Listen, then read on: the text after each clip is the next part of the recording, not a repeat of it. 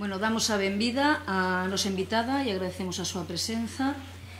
Para falar de arte, que mellor que te representa unha persoa do oficio.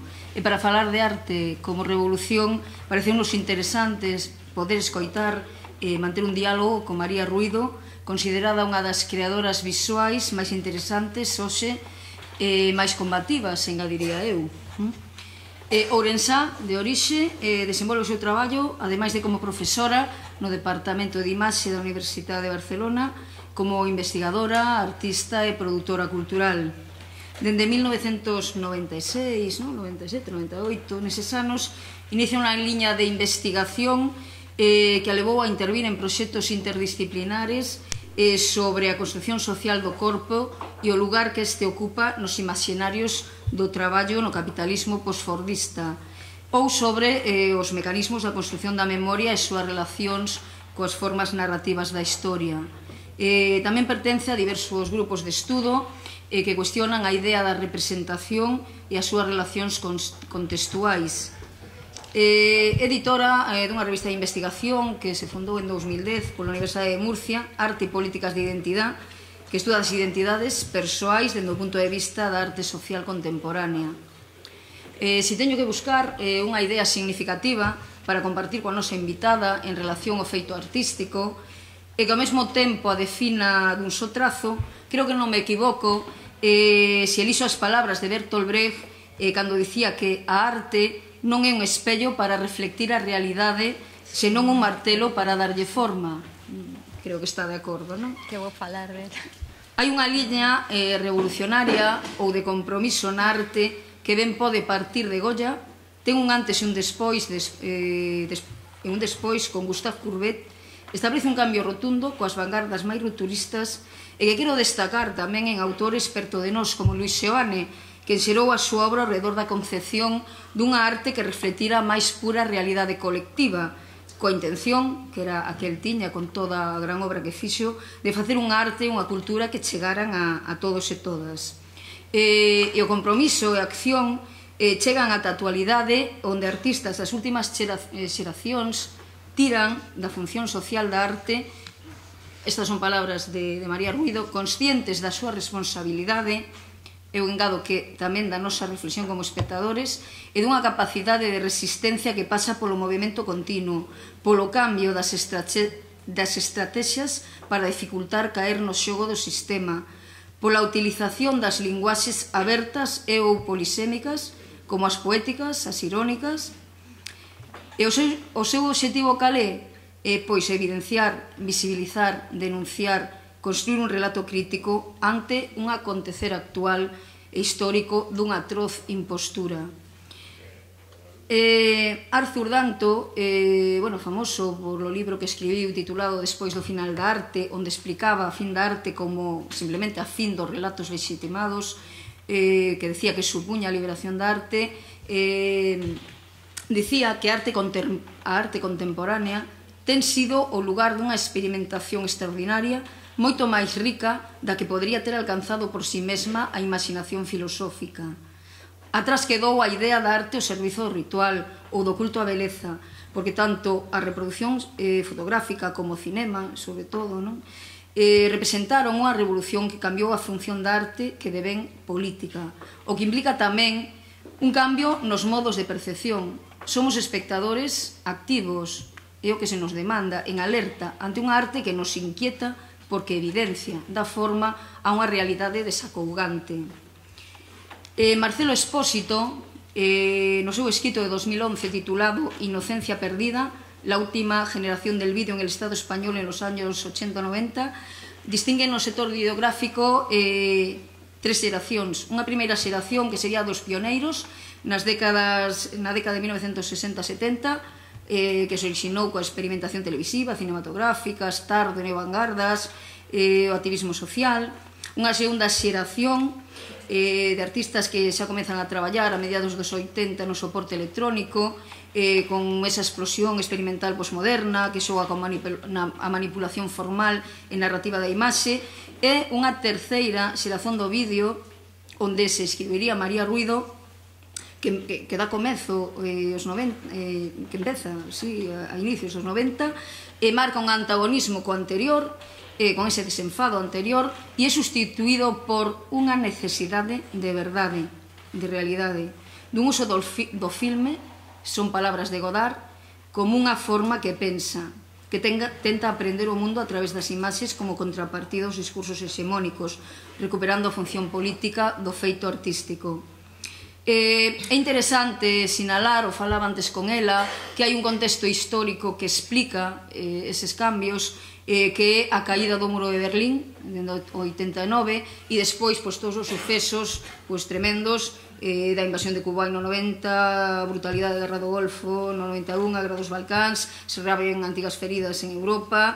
A isto podemos engadir os terribles e críticos acontecementos das últimas décadas. Entón, todas estas tensións e incertidumes nos fan conscientes de que xa non é posible de relacionarse de maneira inocente, nin coas imaxes, nin co mundo a través das imaxes.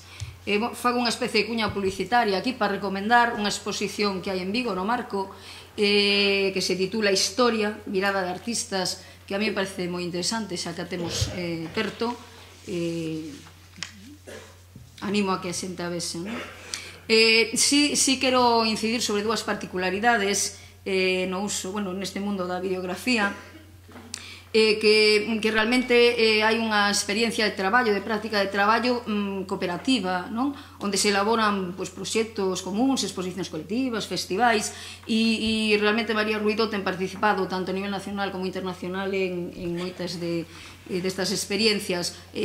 Non vou a citar toda a súa obra porque o tedes no dossier, pero sí decir que expuxo en Nova York, en Estambul, pasando por os lugares máis importantes de Europa e de aquí, ata Santiago de Compostela, incluindo Galicia, claro. E si, a outra particularidade é unha nova xeración de artistas mulleres que retoman as linguaxes críticas feministas e a levan á práctica do vídeo para criticar a representación dende unha perspectiva de xénero, e entre elas está María Ruido, interpelando ao espectador con unha execución sinxela pero contundente. Os seus traballos surden da tradición da performance, pero volven a instalar o corpo como lugar central dende o que plantexar conflitos en torno aos procesos de subxetivización. Neste contexto, a obra de María Ruido acada sentido, como necesidade de ir contra os relatos dominantes, contra a violencia estatal, facer crítica da representación, pero en especial da representación a memoria da clase traballadora, denunciando a colonización e a precarización do traballo, pero tamén das nosas vidas, o perverso uso dos medios de comunicacións masivos. Si me interesa destacar da súa experiencia vital, que ela contaba, que está marcada pola condición de migrantes da súa familia, pero que ela tamén di que está presente na súa propia vida. Por iso pensa que ten o deber da memoria e a necesidade de facer o relato da súa historia, que tamén a historia do noso país, que, por exemplo, plasmou en unha obra do 2002 titulada La memoria interna. Interior. Que a uns lugares aparecen un xeito, outros outro. A finalidade de todo isto é darlle oxíxeno á cultura pública, á cultura como dereito social, a unha arte política, e si é interesante esa dimensión hoxendía do uso da rede, da metrópoli como as novas coordenadas espaciotemporais da produción tamén, pero de eso supoño que ela falará, como tamén supoño que falará dos seus referentes e sobre todo do seu amado Pasolini, e xa non me deteño. E si dicir que ven de vivir unha estadía de traballo nesta última etapa que iniciou en Exito e transcorreu en Tunisia, da que voltou hai poucos meses co seu último filme, do que nos falará en primicia, vai adiantar algo que se titula Un sueño terminado, fronteiras e demais. Recuperemos, pois, e sigamos con María Ruido o fío vermello da historia, políticas e poéticas da resistencia. Benvida. Gracias, Paula.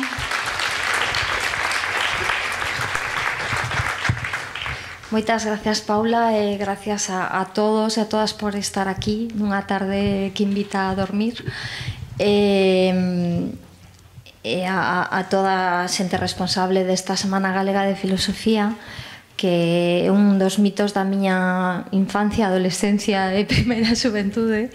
Mira, a veces vives o suficiente para para estar onde as cousas que ti leías. Bueno, vou a falar do meu amado Pasolini e de moitos outros amores, porque eu son moi pasional nas filias e nas fobias, a vos daredes conta. E vou a falar, si, ao final tamén de algúns dos meus traballos, dos máis recentes, e deste traballo que acabo de rematar o martes en Bilbao e que se presentará en Belgrado o 9 de maio, será a estrea, que se chama Le Rêve Fini, o soño finou, rematou, e que se refire efectivamente ao soño europeo, a unha hexemonía que está caduca, pero que non acaba de morrer, pero tamén ao soño da revolución, a continuidade da colonización por outros medios, e tamén a miña propia vida e como se atravesa esa historia na vida persoal, que é unha das cousas que a mí me interesa moito da produción artística de moitas mulleres e tamén de moitos homes, non? Como mezclar o político e o persoal e político. Eu veño do feminismo autónomo e para min, bueno, foi a miña escola política, non? Bueno, pois non podo deixar de preguntarme, a pesar de que esta mañán explicaba un pouco que facíamos Valeriano Bozal e eu aquí, que fago eu aquí entre filósofos, cando eu son unha artista, unha cineasta neste momento, máis unha investigadora sobre a representación e os seus contextos de produción nun sitio como este, non? Como diría a canción. E que podo aportar eu a un tema como o da revolución, das revoltas sociales. Supoño que fundamentalmente me toca falar dos imaginarios e do imaginario da representación. Falábamos nestas horas previas a vir aquí de algo que a mí me interesa moito, que é como a palabra representación refírese a imaxen, a presentar en lugar de. Non olvidemos que hai unha distancia entre a realidade e os imaginarios, e me parece que é unha das cousas que politiza a arte, que a fai unha ferramenta válida políticamente, é justamente evidenciar ese oco, esa distancia.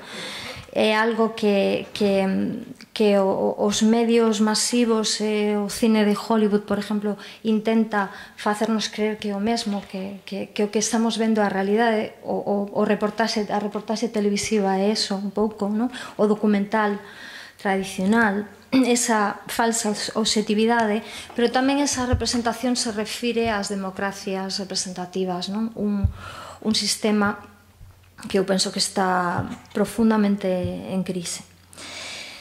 Bueno, para ser honesta con vos, a verdade é que a miña primeira reacción á proposta de falar de arte e revolución me preocupou moitísimo, porque dixen, bueno, que podo dicir eu sobre isto?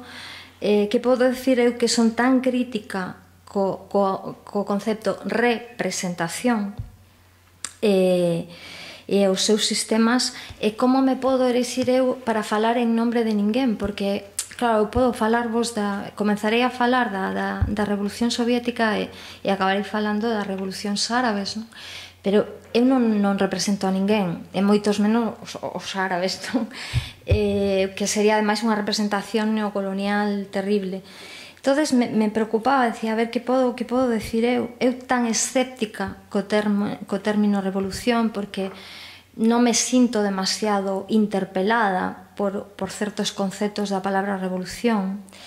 Eu acabo de vivir unha revolución que se está convertindo en moitos xeitos nunha involución, e como muller, ademais, me sinto doblemente non interpelada, porque moitas destas revolucións tratan o suxeito revolucionario, un suxeito neutro, un suxeito todo nos ven ben a todos. Eso non é verdade. Temos moitas variables, unha delas é o xénero, o corpo. Para min o corpo é é unha fonte de sabiduría fundamental, é unha fonte é un territorio político fundamental. É ser muller, ser home, ser blanco, ser non blanco, ou ser estar racializado ou non, pertencer a unha clase ou a outra, fai que o espacio público se viva dun xeito diferente, e a palabra revolución ten un sesgo diferente. E, sobre todo, falar da revolución e a arte, porque se eu son escéptica ca palabra revolución, son moito máis escéptica ca palabra arte. E coa historia da arte, eu estudiei historia contemporánea, historia da arte, son profundamente, descreo profundamente na institución arte, non o mellor na capacidade de ferramenta da arte en sí, pero sí na institución artística. Entonces, que podo decir sin caer no máis profundo dos pesimismos, non? Hoxe falamos na comida desa que se o pensas ben, pois a verdade é que o panorama non é moi optimista, pero eu non son nada nin optimista, como era isto de Zapatero, optimista, antropolóxico ou algo así, nada. Sou bastante pasoliniana, non? Por tanto pesimista, pero vou intentar non caer no pesimismo absoluto e pensar que o que facemos ten un sentido. Por eso a miña intervención chámase o fío vermello da historia, porque eu me sinto parte dun fío vermello. O meu traballo solamente ten sentido si está en relación cun pasado e cun futuro. Son un eslabón dunha cadea que Peter Weiss, ao longo dunha novela tese que se chama A estética da resistencia, non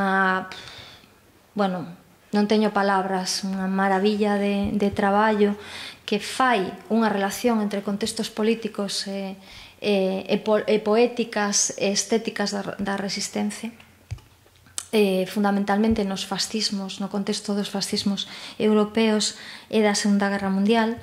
Dibuxa unha especie de fío que ven para el das vanguardas, basicamente das vanguardas soviéticas, pero en xeral das vanguardas, e que el, remata nos anos despois da Segunda Guerra Mundial, pero eu vou a intentar estiralo, eu vou a falar dos meus bisavós e bisaboas, dos meus avós, das miñas aboas, das miñas nais e incluso dos meus irmáns. E para eso, vou a propoñervos unha viaxe a través de imaxes, e se funciona a internet tamén de algunhas películas, que comenzara nas vanguardias, na vanguardia soviética, pero claro, non podía deixar de falar dunha especie de tatarabuelos, non? Que serían os artistas, porque hai artistas comprometidos ou atentos ás condicións dos cambios sociais de cada época, sobre todo artistas que me parece fundamental que falan das formas de produción, de como a arte está suxeito, está marcado polas condicións de produción de cada momento, incluídas as condicións meramente políticas. Non podo deixar de pensar en Jacques-Louis David, do que se falou esta mañán, ou de Courbet, Daumier, dos artistas da Comuna. Logo falaremos de Peter Watkins e do seu traballo a La Commune, de Jean-François Millet, de Kate Colbert, de tantísimos artistas que traballaron neso que se denomina o realismo en xeral, pero que en realidade é unha primeira deconstrución dunha idea realista burguesa, chamémoslle así, non? Unha idea de realidade que se naturaliza como realismo, pero que en realidade non é máis que unha mirada, unha construción, porque a mirada é unha construción, non é nada natural. Vou a intentar adentrarme nunha viaxe que, como apuntaba, dibuxa unha serie de traballos, actitudes, construcións, producións visuais que poderían dibuxar un fío vermello da historia tal e como apuntaba Peter Weiss na súa novela Ensaio a estética da resistencia, publicada a principios dos 80, unha genealoxía rebelde que une os suxeitos da historia e os constructores dos imaginarios e que incluso identifica a estes constructores de imaginarios como suxeitos da historia, porque a historia de verdade, a de verdade, non a dos medios de comunicación, non a de televisión, é a que facemos nós, a que facemos tamén coas imaxes, porque as imaxes son importantes porque reflexan o mundo, o mellor, como diría Brecht, construen o mundo, e nós temos unha aprehensión do mundo a través dos imaginarios, por tanto, non podemos deixar de atender a que imaxes se dan do mundo e construyen unha historia, sobre todo unha memoria colectiva das cousas. Bueno, o meu primeiro amor é unha persona que admiro profundamente no seu traballo e na súa vida, de unha coherencia que poucas veces se dá, é Walter Benjamin. Eu vou a falar de Benjamin a través da súa relación con Brecht e, polo tanto, do autor como produtor e da obra de arte na época da reproductividade técnica. De aquí vai a partir a nosa viaxe. Esta é a tumba de Benjamin, en realidade é unha fosa común, onde se suicidou Benjamin en Portbou en 1940, atendendo, agardando un barco que o sacara da Europa invadida polo fascismo. Bertolt Brecht, vou a retomar a frase que decía Paula, o expresa contundentemente nos seus escritos sobre arte política, 1934-1938. A arte non é un espello para reflexar a realidade, sino un martelo para darlle forma. A arte dá forma á realidade, non reflexa a realidade, a construe. A arte debería construir, ademais, un espacio de pensamento que explicite o seu contexto e que nos axude, a súa vez, a construir a realidade. Este sería a mellor acepción da arte, aunque xeralmente o que coñecemos como arte moitas veces o que fai é reflexar o mundo ou reflexar imaxes interesadas do mundo sin explicitar ademais os seus marcos de elaboración, porque se ti dis estou falando dende este punto de vista, moi ben, perfecto, dicimos, a mirada non é natural, é o teu punto de vista. O que pasa é que hai hexemonías da mirada, hai posicións que se consideran que son a obxectividade. Esas posicións, bueno, se atendemos á teoría fílmica feminista, teñen un xénero determinado, se atendemos a unha cuestión, a unha teoría marxista, teñen unha clase determinada, se ademais, e isto é moito máis invisible, moito máis naturalizado para nós, se atendemos a unha posición no mundo, ten unha racialización, todas estas cousas que nos parecen naturales e que non o son. Precisamente porque está limitado aos mesmos condicionantes e contextos que construen ese arte e que case nunca se evidencian. A arte, según o sociólogo Pierre Bourdieu, que escribe nas reglas da arte en 1992, é unha institución e como tal traduce, subraya unha estructura preexistente, sométese a unhas xerarquías de poder e poñen imaxes a matriz do poder. Aunque nos seus casos máis críticos non seamos inxenuos e inxenuas, porque todos formamos parte da institución, sea na centralidade ou sea na periferia, poida incluso facer unha crítica a esa institución.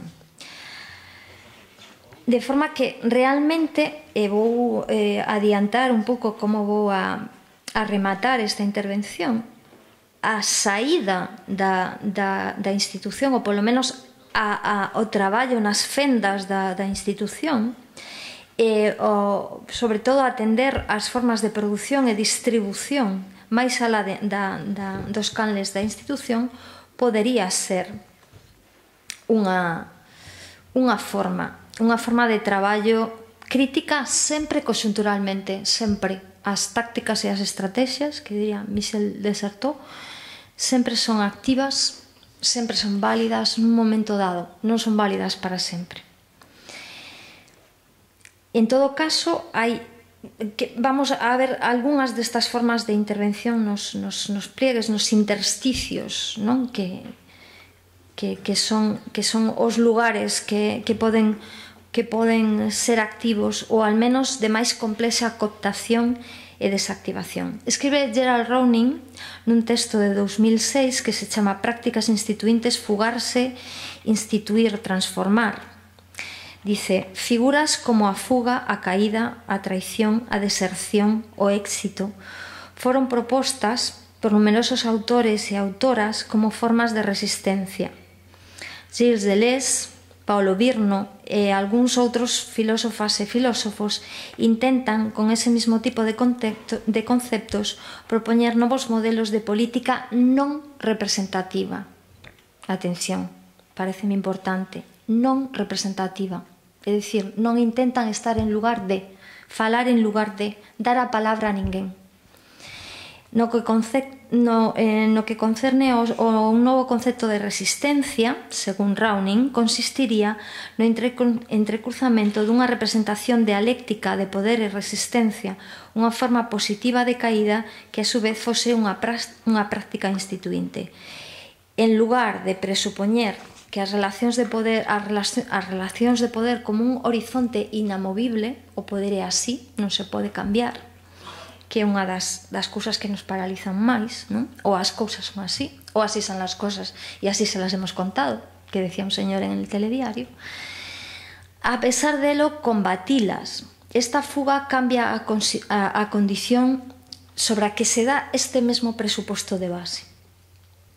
Esta, creo, pode ser unha perspectiva que nos poida resultar útil no noso breve recorrido e, dende logo, máis activa que o pesimismo paralizador ou un inútil elitismo de traducción ególatra do mundo. Unha perspectiva que pode aunar figuras da fuga diversas que irían ás veces dende o personal ou colectivo. Vos poño o exemplo de Bartleby, de Herman Melville, preferiría non hacerlo, e outras do colectivo individual. Podemos falar da figura da multitude spinosiana, non? Que está reactualizada moitas veces, por exemplo, polo operaísmo italiano, que sairá varias veces ao longo da miña intervención, entre outras cousas porque cando falemos de Numax está moi interrelacionada coa experiencia italiana de Joaquín Jordán.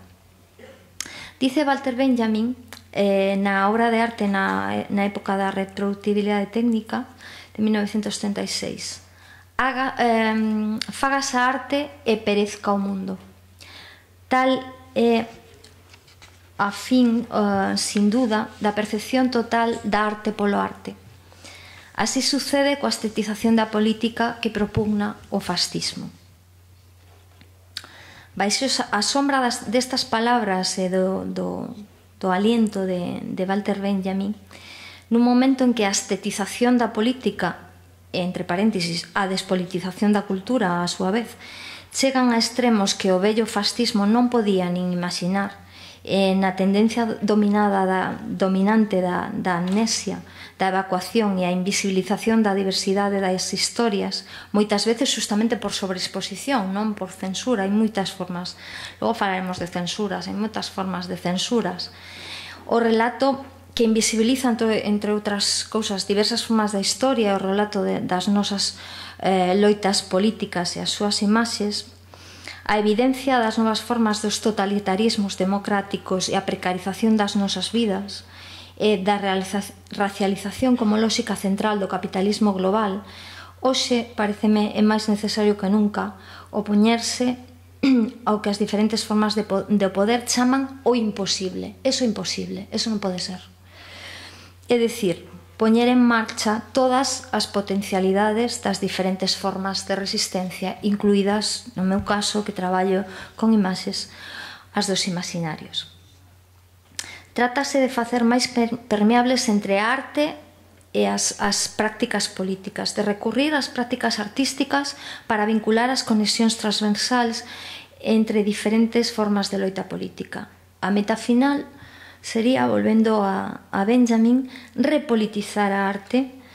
Sería a repolitización da arte e da produción cultural en contraposición ao sistema imposto polo mercado. Está ben, hai un arte para o mercado, pero tamén hai outros círculos, non? Outras cousas fora.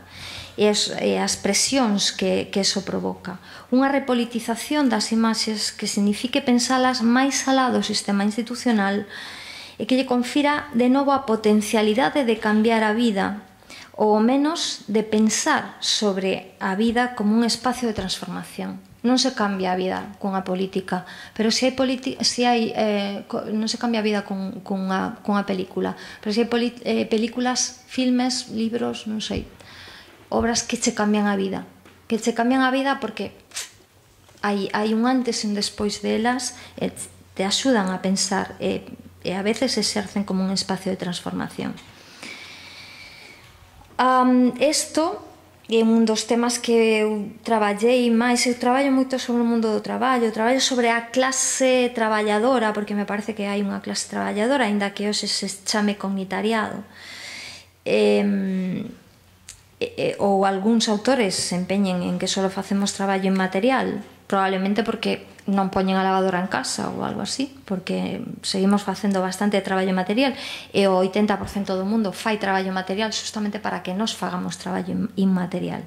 E digo, isto é todas estas potencialidades, e isto é todavía máis importante pensando desde o mismo sector do traballo cultural, xa que sendo artistas nos afecta dunha forma máis aguda as formas de subjetivación neoliberales emerxentes basadas precisamente nas chamadas industrias creativas e a promoción da creatividade como un principio rector da empresarialidade dun mesmo.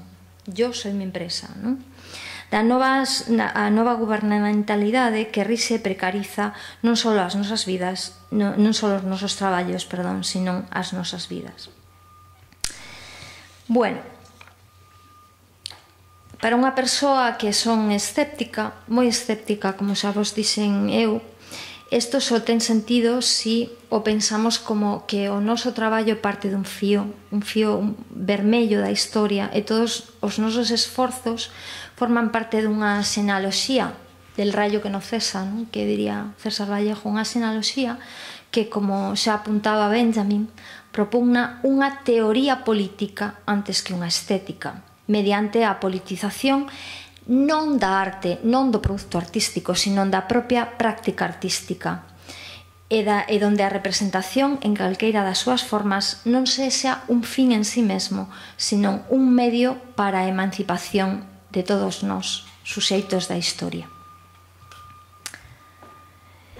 A primeira parada do noso viaxe por este fío roxo será a factografía de Sergei Tetriakov e o constructivismo suprematista de Lissitzky, de outros autores, pero vou a falar de este traballo que a min, antes tamén falaos, me gusta moito isto de ser a cuña vermella para vencer os brancos. A fotografía de feitos de Tetriakov e outros artistas soviéticos inauguraba unha nova fórmula de vanguardia revolucionaria con que intentaban facer da arte unha ferramenta capaz de transformar as conciencias. O facían a través dun uso estratégico e revolucionario da fotografía, especialmente da fotomontaxe en diversos dispositivos, prensa, exposicións, collage, etc., poñendo en práctica as palabras de Brecht antes mencionadas, a capacidade de dar forma á realidade.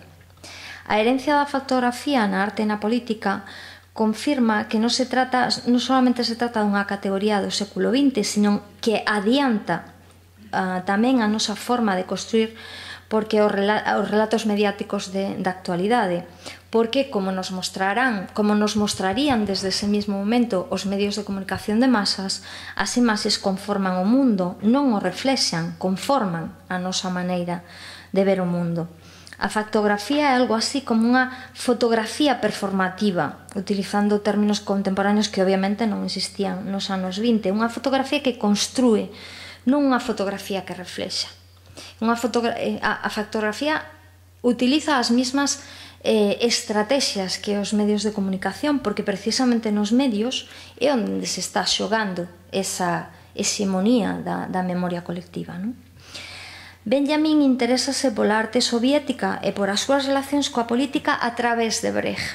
E escribe, iluminado por Tretyakov, pola experiencia de Tretyakov, que el coñece a través de Benjamin en 1934, un texto que para min é fundamental. Eu comenzo as miñas clases de estudios visuais con este texto, que se chama O artista como produtor, onde a través da experiencia, como digo, dos factógrafos, fundamenta unha práctica de arte productivista onde a arte se defina como unha forma de intervención na realidade que axude a modificar os acontecimentos, ou polo menos axude a repensar os acontecimentos. Modos de produción e prácticas artísticas, prácticas activistas e prácticas representacionales. Esta é unha cousa que tamén me gustaría remarcar e que me parece moi importante, que antes falábamos desta terceira xeración do vídeo da que falaba Marcelo no seu texto, a relación entre praxis e teoría, que é unha cousa que parte de Benjamin e que moitos outros autores tamén remarcan. Cando eu era adolescente ou cando comecei a traballar no mundo da arte, estudiando historia, porque a min me interesaba, o meu interés fundamental primeiro era a historia e a construción do relato histórico. Eu non quería dedicarme á praxis artística, porque entendía os modelos que eu viña vendo o meu derredor non me interesaban, me parecían modelos vicarios, me parecía que sempre dependías dun discurso ou outro, me parecía que non tiñas autonomía propia, hasta que coñecín a mulleres como Adrienne Piper, como Martha Rosler, sobre todo Martha Rosler, como Ana Mendieta. Coñecín outros modelos de artistas como Vito Acconci ou outros artistas como Alan Sekula, que escribían, facían teoría e facían praxis. Este binomio teoría-praxis me parece fundamental, e tamén teoría e praxis representacional e política. Bueno, praxis activistas, praxis representacionais. A vanguardia se presenta como un dos espacios-tempos máis ricos e renovadores en todos estes aspectos, en ambos aspectos, tomando en conta que para cambiar os acontecimentos fai falta velos de outro xeito, é dicir, representalos de outra forma, evidenciar a distancia que existe entre a realidade e a representación, a fin de pensar no territorio das imaxes como un espacio de acción posible. As vanguardias desencaixan a representación de forma similar a como Brecht distancia o feito mediante o extrañamento, o teatro, a forma na que el presenta teatro. A representación chega a límites inauditos, aludindo ao acontecimento externo nun proceso de abstracción que, tras culminar, os propios vanguardistas van a revisar e revertirán, contaminando de novo o cuadro con fragmentos literales de vida e con alusións directas a acontecimentos externos. Pola mañán, Valeriano Bozal falaba de como a estética kantiana, hai un momento onde a arte vaise distanciando da vida hasta chegar a un proceso de abstracción, de non referencialidade, e tamén unha loita contra o realismo, contra a forma de realismo imposta. Pero unha vez que chega a esa culminación, a propia vanguardia revirte ese proceso e comeza a contaminar a abstracción de vida. O fai o cubismo, o fai o dadaísmo, o fai neste caso esta forma de constructivismo que obviamente está basada en Malevich, pero introduce tanto no cuadro un acontecimento real que alude a unha victoria dos bolcheviques sobre os blancos, como na introducción desas letras. Arte e vida de novos xuntos, aunque isto sí, revisando radicalmente a forma do realismo burgués decimonónico, na mesma forma en que o teatro brechtiano en nada se parece ao drama burgués. Vencer os blancos coa cuña roja, de Lissitzky, do ano 19, é unha obra paradigmática neste aspecto, unha obra bisagra. É un cartel que celebra a victoria do Exército Roxo na Guerra Civil, que aunque ainda despois da toma do poder por parte dos bolcheviques perduraba. É un diseño claramente inspirado no suprematismo, pero con unha contradición interna que apunta a un novo escalón na súa praxis artística que acentuaría posteriormente. A inclusión de textos na superficie do cuadro e a alusión a un acontecimento externo no título do propio cuadro, que implica ademais unha toma de posición por parte do artista. Non é un artista neutro, é un artista militante. A vanguardia, que durante moitas décadas viña paulatinamente autónoma da realidade, chega a colmar este proceso de abstracción máis pura, confronta a aporía implícita nesta deriva da arte hacia o seu ensimismamento e señala o límite da fase especulativa para dar lugar a unha fase de revitalización que ven da man das novas tecnoloxías aplicadas, que naquel momento era a fotografía fundamentalmente, utilizando esta ferramenta para crear novos lenguaxes. Non basta decir cousas diferentes, hai que dicilas doutro xeito.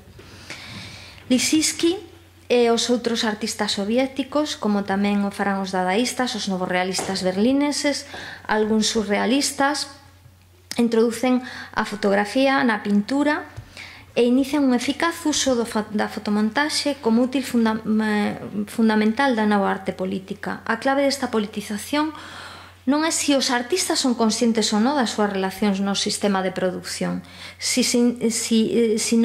nin se eles se consideran proletarios ou non, senón a inserción, como insertan estas innovacións técnicas no aparato de produción, desviando así estas posibilidades da técnica para producir plusvalía solamente, desviando as súas posibilidades e reactivando as súas contradicións e, en definitiva, convertíndose en autores produtores, a maneira benjaminiana.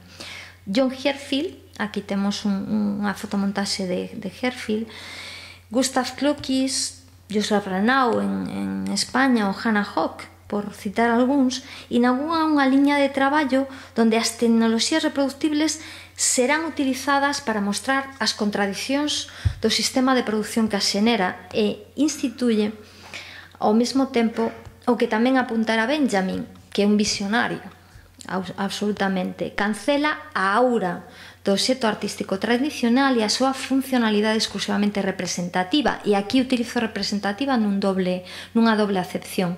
Representa o mundo dende un punto de vista moi concreto, e tamén a arte, o sabemos, actúa todavía como un valor simbólico que se apropia o mecenas ou o dono, o que compra esa obra. A historia da arte, no seu binomio historia como relato institucional incontestable e na súa acepción de relato da produción do obxecto artístico tradicional, está xa morta, está a punto de fallecer, aínda que a ela non o sabe. Nin siquiera hoxe, a veces con décadas de putrefacción, parece darse por enterada algún dos relatos da historia da arte. E o artista demiurgo, o artista xenio, nacido no saturnianismo renacentista e crecido calor do romanticismo, falleceu, dende logo, si quedaba algún resto, está completamente fallecido, aínda que o mercado e a institución artística se empeñan en resucitalo cada certo tempo, nos 80, por exemplo, con versións que hai que recoñecer que teñen un certo éxito socioeconómico e publicitario, supoño. A fotografía conduce á invención da fotomontaxe, a unha forma de realismo non naturalista que cambiaría xa sin posibilidade de retroceso a imaxe do mundo. Unha praxe que concilia a experimentación antinaturalista do que podíamos chamar a fase de laboratorio de vanguarda, o seu recorrido hacia o grado cero representacional, coas novas necesidades das praxis artísticas que pensan ou que se pensan como un instrumento emancipatorio esencial, especialmente coa chegada dos medios de masas e o seu poderoso influxo de construcción, na construcción da realidade. A arte debe disputar a hexemonía aos medios de masas comerciales e por eso competir cas súas mesmas armas. As imaxes deveñen armas, deveñen ferramentas. Fai aproximadamente un siglo nace non só a arte como unha ferramenta revolucionaria, aquí comezamos a nosa viaxe, sino o que podíamos chamar a arte ensayo, aquela imaxe que se pensa a sí mesma e que axuda a comprender o non comprendido.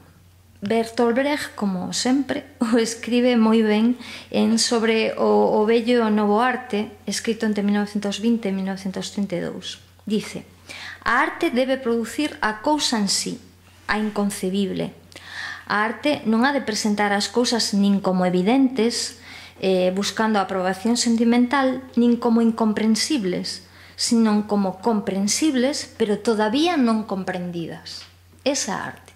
A arte que ilumina, pero que ilumina dándonos espacio para que nos comprendamos. É un exercicio de axenciamento.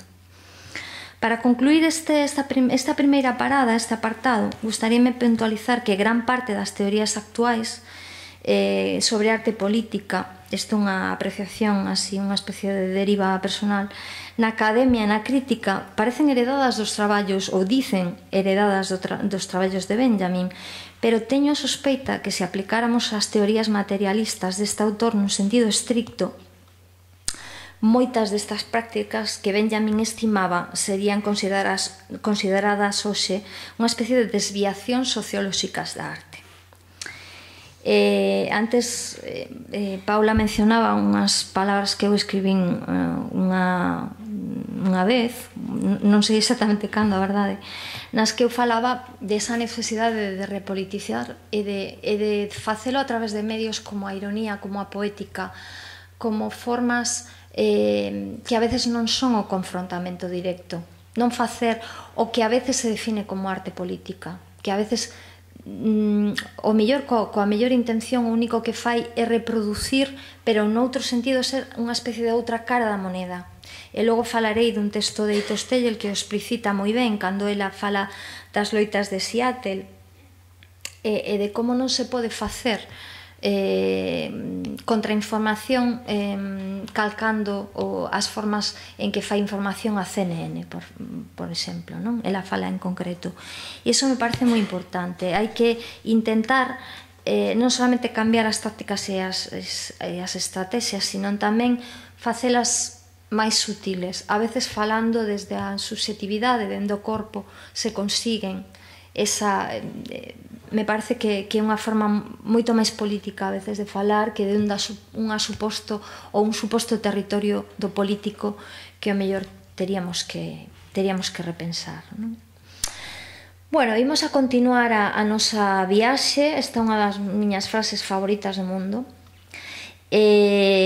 Nesta liña roxa imos a pasar xa da Segunda Guerra Mundial, que é o momento en que decíamos que Peter Weiss finaliza a súa viaxe. Estamos xa nun mundo, todo isto sempre estou falando dende o punto de vista dunha imaxe occidental, por suposto eurocéntrica, coas limitacións que ten falar dende a miña posición, non? Como muller neste mundo, no mundo occidental. Isto sempre, porque, claro, de algún xeito estou reproducindo a mesma viaxe que a historia da arte tradicional, aínda que despois faremos un pequeno desvío. Pero a diferencia é que unha das teorías críticas fundamentais das que vou a falar, para min, xunto cos feminismos, a máis importante, a teoría crítica fundamental para entender o século XX e o século XXI, é a decolonialidade, non? A non naturalización da mirada, o sentido de racialización da mirada. Bueno, tras a Segunda Guerra Mundial no Occidente O sistema de bloques solidifica o mundo e esclerotiza as posibilidades de contestación ao sistema de produción do capitalismo industrial.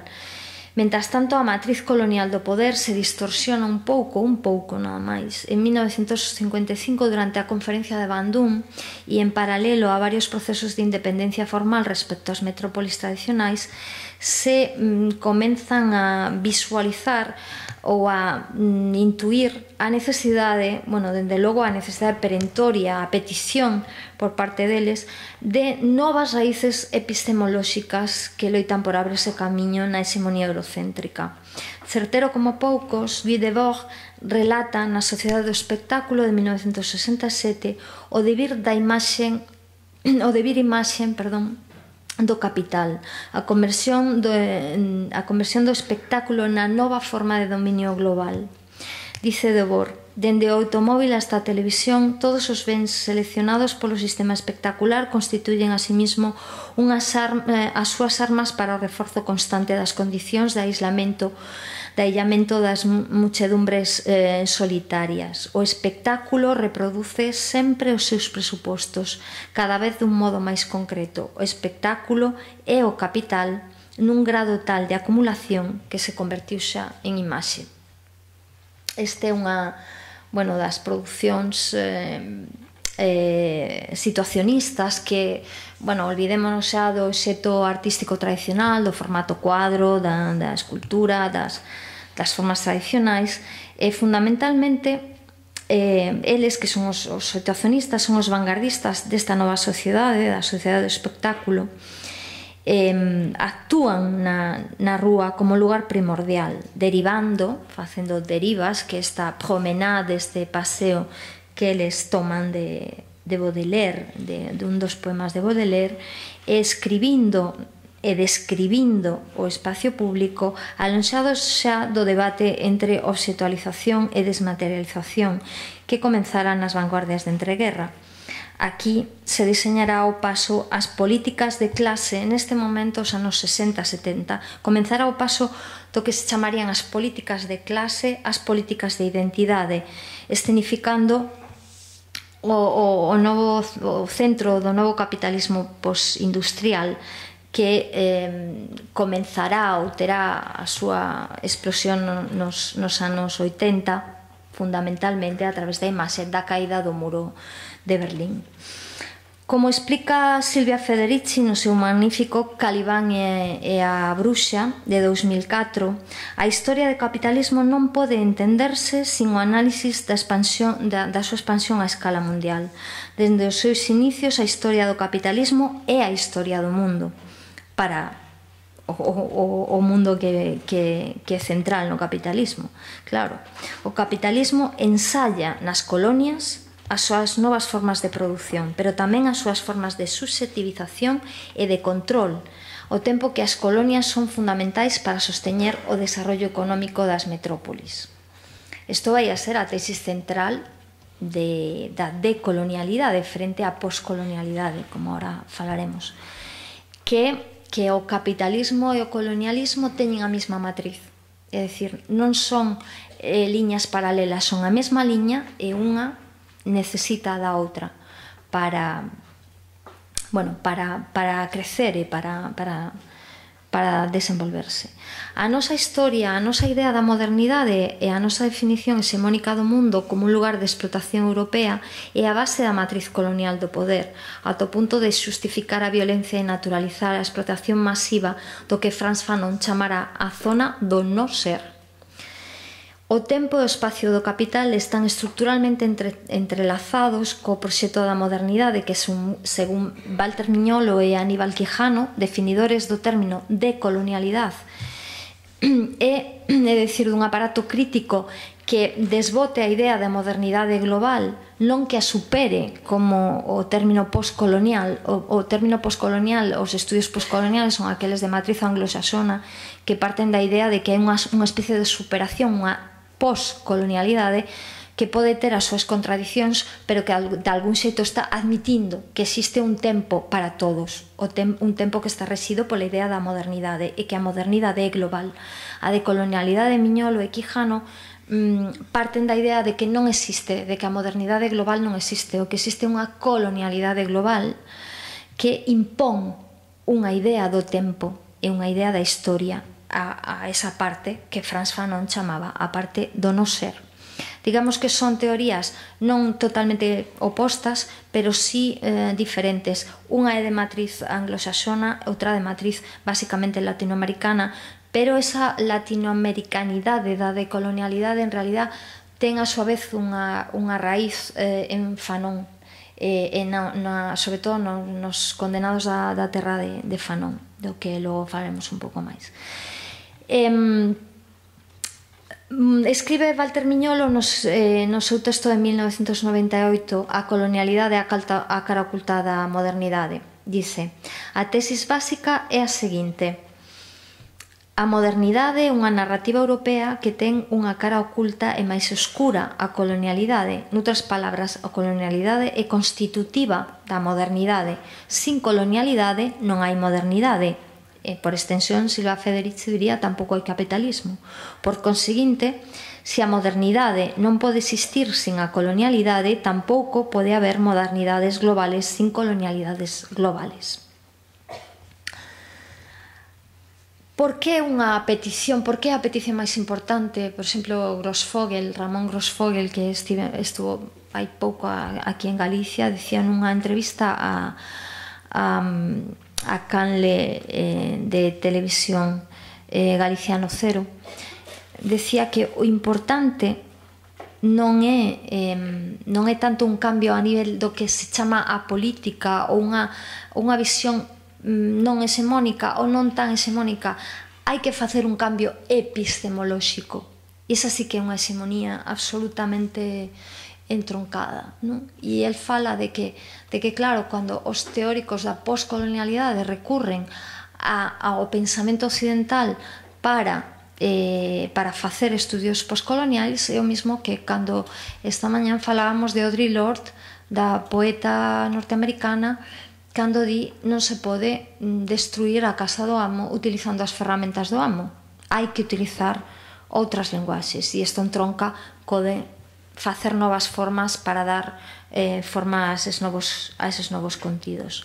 Esta época, a época dos 60 a 70, ata a caída do muro, ata os anos 80, é unha época que a mí me costa moito decidirme, porque están aquí todas as miñas nais e os meus pais, e hai tantísimas, esta epistemoloxía en loita, non? Estas susceptividades en loita, estes corpos en loita, estes corpos de revolta, que son os que sosteñen as novas políticas identitarias, non? Ese paso das políticas de clase tradicionais ás políticas identitarias son os novos campos de batalla. O corpo é un dos grandes territorios, como dice Bárbara Kruger aquí, a battleground, destes anos. O corpo como escenario de batalla, o corpo de todas e de todos e de todos os outros e outras en un campo de batalla, racializados, xenerizados. Aquí ponse en jaque absolutamente todas as ideas do corpo moderno, pechado, esa idea de suxeito que se presenta como neutro, insisto, nunca. A neutralidade sempre sabemos que xénero ten, que clase ten, nunca é neutro. As artistas dos 70 e dos 80, especialmente as mulleres, pero tamén os homes, non me gusta nada isto de pensar que hai certos temas. Me enfada moito pensar que hai certos temas que só atañen as mulleres. O corpo, como se fora unha cosa de nenas. Non, os homes teñen corpo, aínda que algúns parece que non o pensan, pero canto ves unha performance de Vito Acconci traballando sobre a masculinidade, repensando a idea da masculinidade, é potentísima, e el mesmo recoñece a importancia dos pensamentos feministas para o seu traballo. E tamén é importante, unha das preguntas que me facía Paula era por que utilizaba o vídeo, non? Pois eu penso que aprendín desa xeración, entre outras cousas, a utilización das novas tecnoloxías, as posibilidades de estas formas que non teñen historia, que non están na historia da arte, aínda que a historia do vídeo, dou clase de historia do vídeo, enseguida se entronca, enseguida entra na historia da arte, porque hai unha historia institucional do vídeo que a encarrila moi pronto. Pero hai unha posibilidade de unha historia nova, de un arte completamente desosexualizado, pero tamén ten que ver con esa relación entre as tecnoloxías, os medios, as tecnoloxías da información e ese campo de batalla, ese escenario de batalla que se produce aí. Para desbordar a historia da produción artística tradicional e desafiar xéneros e materiales, estructuras de produción e de difusión, pero sobre todo para aliarse coas novas prácticas políticas e para dar forma ás novas imaxes da contrainformación, que é moi importante, aquí ten unha raíz moi importante a idea de contrainformación, e así dar réplica aos estereotipos de clase, de xénero, de etnia, de nacionalidade.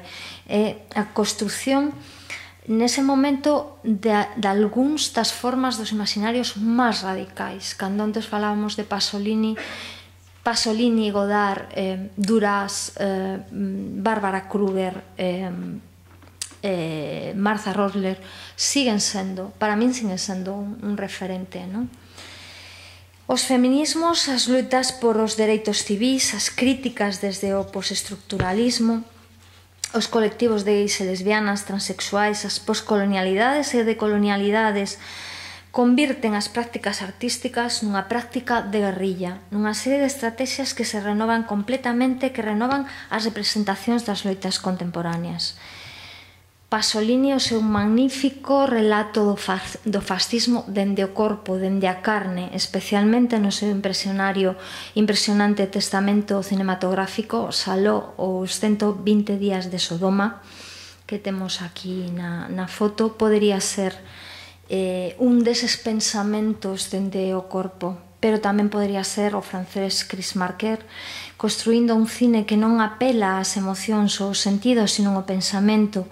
A teórica e cineasta británica Laura Mulvey, desnaturalizando a mirada dende a crítica feminista. Jean-Luc Godard, que co grupo Giga Bertov desentraña a posicións dos artistas e cineastas nas loitas políticas deses días, por exemplo, en Ici Étagère, onde repensa a idea do cine político e nos fai reflexionar sobre as propias trampas do aparato cinematográfico, apelando a unha nova visión activa do espectador, que non sexa un mero, para que non sexa un cómplice ou un mero cómplice pasivo, para que non sexa cómplice da estetización das imaxes.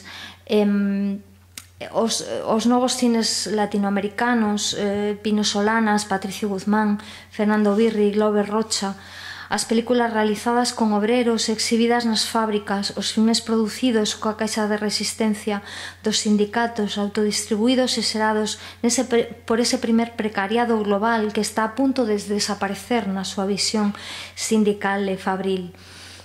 Pero tamén son eses outros cines, os cines postcoloniales, afroeuropeos e africanos xa colectivos que aproveitarán as estructuras militantes para introducir as variables raciais e xenéricas na insuficiente crítica do marxismo tradicional, centrada e a veces cegada por as cuestións de clase.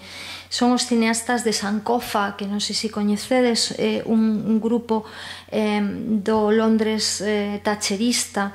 Son os relatos políticos dende o personal que construyen Black Audio Film Collective, un colectivo de artistas afrobritánicos que reescriben a historia dos seus pais, a primeira xeneración, a xeneración One Rush, non só dende a crítica ao imperialismo británico, sino apelando a unha urxente decolonización e descolonización epistémica que será unha demanda xeral dende Latinoamérica, dende o sureste asiático, dende África. Entre tantos e tantas, como vos decía antes, que admiro, son tantos os traballos que admiro e con tanta pasión que me resulta moi difícil escoller, falar de traballos de artistas concretos ou ou con que traballo concreto finalizar este capítulo, que é o capítulo central da miña intervención, o capítulo dos meus pais e das miñas nais, aqueles cos que personalmente me sinto unha heredera directa, un eslabón inmediato dese fío vermello da historia, donde ten sentido o meu propio traballo como artista. Pero gustaríame terminar esta parte que fai un repaso rápido hasta 1989, a caída do muro e a inauguración formal do novo réximen do capitalismo global, cunha película que alude á experiencia operaísta italiana e a súa chamada ao abandono traballo, a súa, como decíamos ao principio nas palabras de Rowling, o éxodo como resistencia, xa mencionado antes. Trátase de Numax. E agora, como fago para minimizar isto? Bueno, igual, non pasa nada. Bueno, trátase de Numax presenta unha película de Joaquín Jordá, unha película do ano 80 que recolle a experiencia dos traballadores da fábrica Numax, no que vou a poñer solamente o final da película, porque precisamente nese final é onde se fala de como a clase de traballadora xa pasa a non definirse polo traballo. Numax non é un documental, é moito máis que un documental. Numax desborda as fórmulas e as formas do documental normal, o documental tradicional, mediante o reenactment, a teatralización para relatar a historia dos traballadores da empresa barcelonesa Numax a finais dos 70, da autoxestión da fábrica, pero tamén do fracaso da experiencia, do fracaso económico e do fracaso do intento de manexar reticularmente unha empresa. Son os propios traballadores de Numax os que se dirixen en 1979 a Joaquín Jordá, cineasta catalán que coñecera a experiencia operaísta en Italia de primeira man, para facer da súa experiencia militante unha película. Para finalizar, chegando á conclusión de que realmente o importante da experiencia de Numax para eles foi que foi a súa universidade política, que foi unha aprendizaxe política importantísima, e onde aprenderon, como se di nesta escena festa final, a deserción da fábrica, o abandono da fábrica, ese descentramento do traballo das nosas vidas, das súas vidas, non? Unha emocionante lección de cine militante sen ningún dos signos propios do cine de agitprop, non? De agitación e propaganda. Numax está producido co diñeiro da Caixa de Resistencia e co-realizada cos propios realizadores, cos propios traballadores da fábrica, e por Jordá, e exemplifica como poucas veces, dende logo dun xeito moi especial no cinema do Estado español, as loitas políticas construen as súas propias formas. É o exemplo de que non é necesario seguir unhas certas normas do cine militante para que sexa máis comprensible, porque non o van a entender, porque o pobo non entende certas formas experimentais. Eso non é verdade. Numax o adianta, será un exemplo do que logo no 2002 a artista alemana Ito Stegel relatará no seu texto Articulación da protesta, ese chamamento a crear novas formas para combatir os imaginarios do poder dende unha especie de contrapoder diferente. Bueno, vou a poñer un cachiño de Numax. Una película que no puede perderse nadie, que toda clase trabajadora tenía que verlo, y es una labor de la que tenemos que estar muy satisfechos. Bueno, ahora vamos a amenizar un poquito esta fiesta con un poco de música. ¿Empezamos? Venga, 1, 2, 3, 4.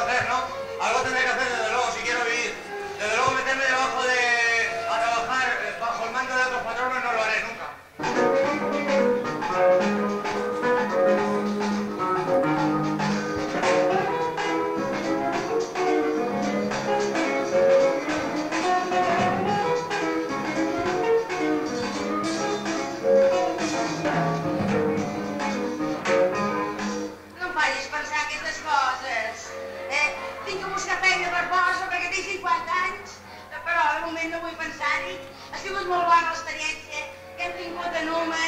Bueno, no dar golpe en su vida.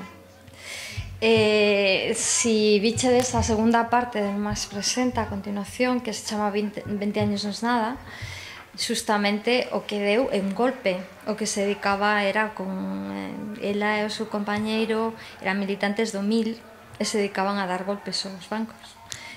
Bueno, conta 20 años non es nada, é bastante triste, porque conta como os 25 anos despois como continuou a vida destas persoas bastante, bueno, dun xeito bastante irregular cada unha delas. Bueno, vou a dar un pouco de pa diante porque imos mal de tempo. A nosa seguinte parada é o tempo, o que eu lle chamo os anos que vivimos peligrosamente, que son os 90, eses anos que aquí coincidiron, bueno, pues que co aznarismo, co final da cultura do pelotazo, cuns anos de vino e rosas para algunhas persoas, e que acabarían coa maior superproducción da televisión de todos os tempos, que é a caída das Torres Gemelas no 2001. Tras a homoxenización que parecía prever a caída do muro de Berlín e o final da política de bloques, o certo é que as novas prácticas, as novas formas de praxis e organización política que hundían as súas raíces en grupos e colectivos dos anos 60 e 70 comenzaron a dibuixar un novo mapa de movilizacións sociais a escala global, que tiñan as súas raíces, como decía antes, no pasado siglo, e que darían lugar ao que máis tarde chamaríamos o ciclo de Seattle.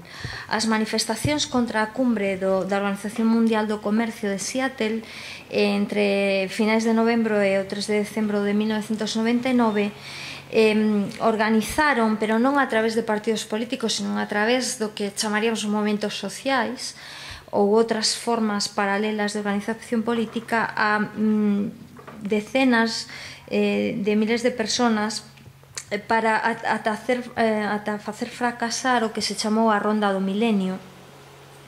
A manifestación máis grande, que tuvo lugar o 30 de novembro, conhecida como a Batalla de Seattle, é precisamente da que fala Ito Steyel no seu texto de 2002, A articulación da protesta, tomándoa como eixe central das súas críticas ás derivas da contrainformación e, por suposto, os modos serviles da información dos medios masivos. Por que me deteño especialmente neste texto? Bueno, Ito Steyel o que fai de algún xeito é retomar o que xa aprendimos das vanguardias de principios do século XX para facer fincapé, para subrayar a importancia da necesidade dunha nova formalización para contar as nosas historias. Non basta con contar outras cousas, hai que contalas doutro xeito. Ela di que a Batalla de Seattle en concreto foi contado por Indymedia, entón unha das canles máis importantes que naceran na incipiente todavía rede, nun xeito que copiaba a falsa obxectividade da CNN, utilizando os mesmos recursos que a reportaxe televisiva, expertos falando a cámara, a multitud frente ao experto, a idea de control sobre o discurso de un determinado tipo de individuo, home ou muller, que tiña esa pose de control sobre a imaxe, ou como diría Pasolini, calqueira cousa que dis na televisión é profundamente antidemocrática, como decía el nunha entrevista na RAI nos anos 70. Por lo tanto, me parece un texto que é fundamental para repensar, é un dos textos que eu traballo cos estudiantes cando falamos en proxectos documentais de como desactivar ou de como facer unha linguaxe que poida ter a capacidade de desactivar ou de facer pensar a linguaxe mediática tradicional, non? Nese sentido, recurrimos, na clase o facemos, a como as vanguardias soviéticas se enfrentaron cos medios daquel momento a través da fotomontaxe, non? Creando unha nova linguaxe. Nese sentido, me parece que é fundamental o traballo do británico Peter Watkins. Peter Watkins é un home que ven da televisión, da BBC, como seguramente coñeceredes, e que ten un plantexamento absolutamente radical en cada unha das súas producións, e que ten unha forma de produción, e non me cansarei de insistir, que non solamente hai que facer, como diría Godard, películas políticas, senón facelas políticamente, e que as formas, os contextos de produción, como está producida un determinado proxecto é moi importante. Na comuna é especialmente importante. O que fai Peter Watkins na comuna é reactualizar os conflictos que levaron os cidadáns de París a proclamar a comuna en 1871, pero hace mediante unha acertadísima crítica aos medios, en concreto a televisión, como esa imaxen do mundo que nos quere impoñer, confrontando o que el chama a televisión de Versalles, que sería a televisión oficial, con esta televisión a pie de conflicto, esta televisión que podría ser unha especie de indie media, e falando de ambas como lugares que representan en lugar de, aínda que a televisión de Versalles obviamente sexa a voz de su amo, non? A voz de su amo, e que salga moito peor parada na visión comparativa que fai Watkins.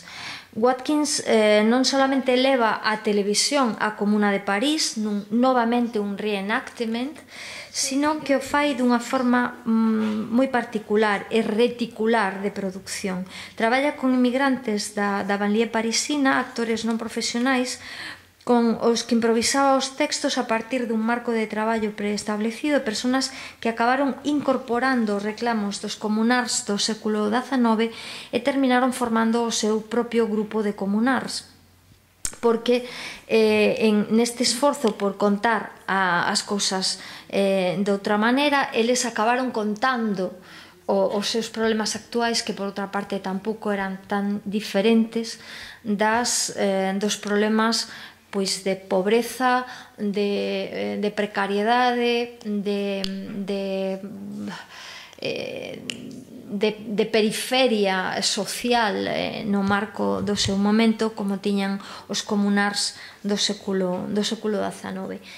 Bueno, a Comuna é unha obra absolutamente descomunal que dura na súa versión máis corta casi 5 horas, que está dividida en 4 partes, solamente imos a por o comenzo do traballo para que vexades un pouco a estrategia esta da televisión, pero que se pode ver en internet.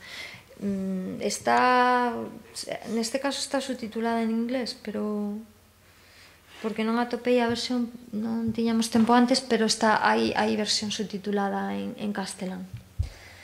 Bueno, neste momento hai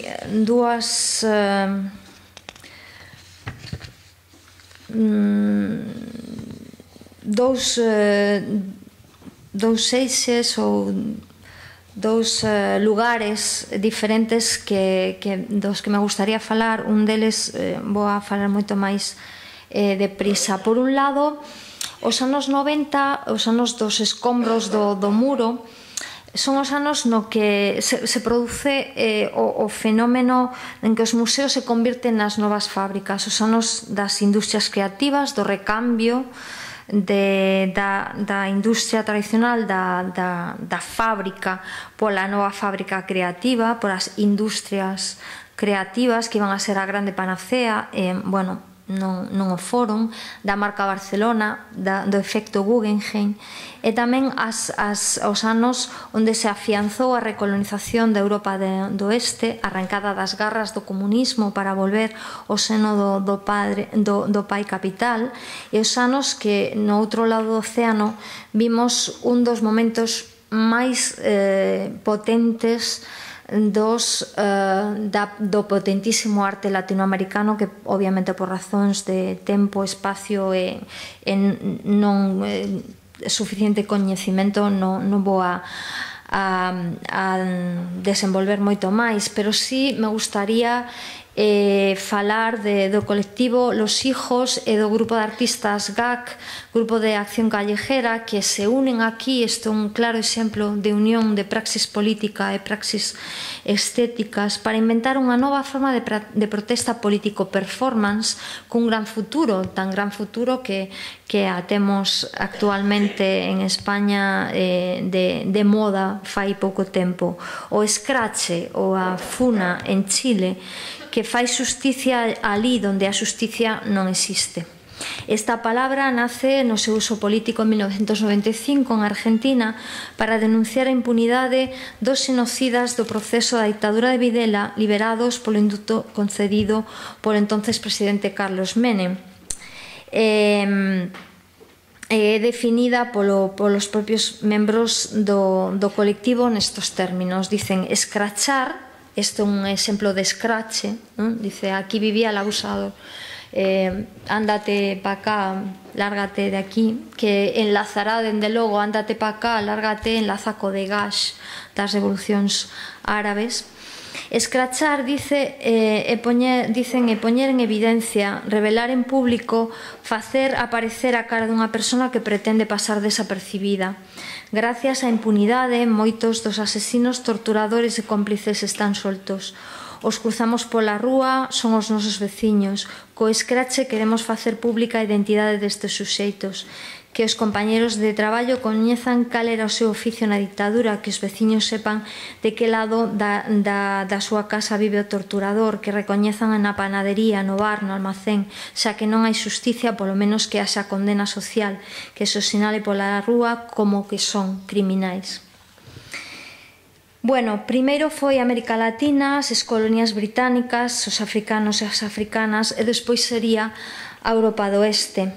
O elemento central dunha nova colonialidade global, onde a idea de clasificar a humanidade en relación coa matriz colonial e a marginalización ontolóxica dos chamados, dos non occidentales ou dos chamados por Marina Grisnich, da filósofa e artista eslovena Marina Grisnich, not quite western, non suficientemente occidentales ou non exactamente occidentales. Bueno, me vou a pasar esta parte, solamente quería facer fincapé que me parece interesantísimo o que ocurre en toda esta parte de Europa, o proceso de recolonización da Europa do Oeste, especialmente un grupo que fai a alusión, que recupera, reactualiza os mecanismos dialécticos de Brecht, que é un grupo que se forma nos primeiros anos 2000 en San Petersburgo, Moscú e Novgorod,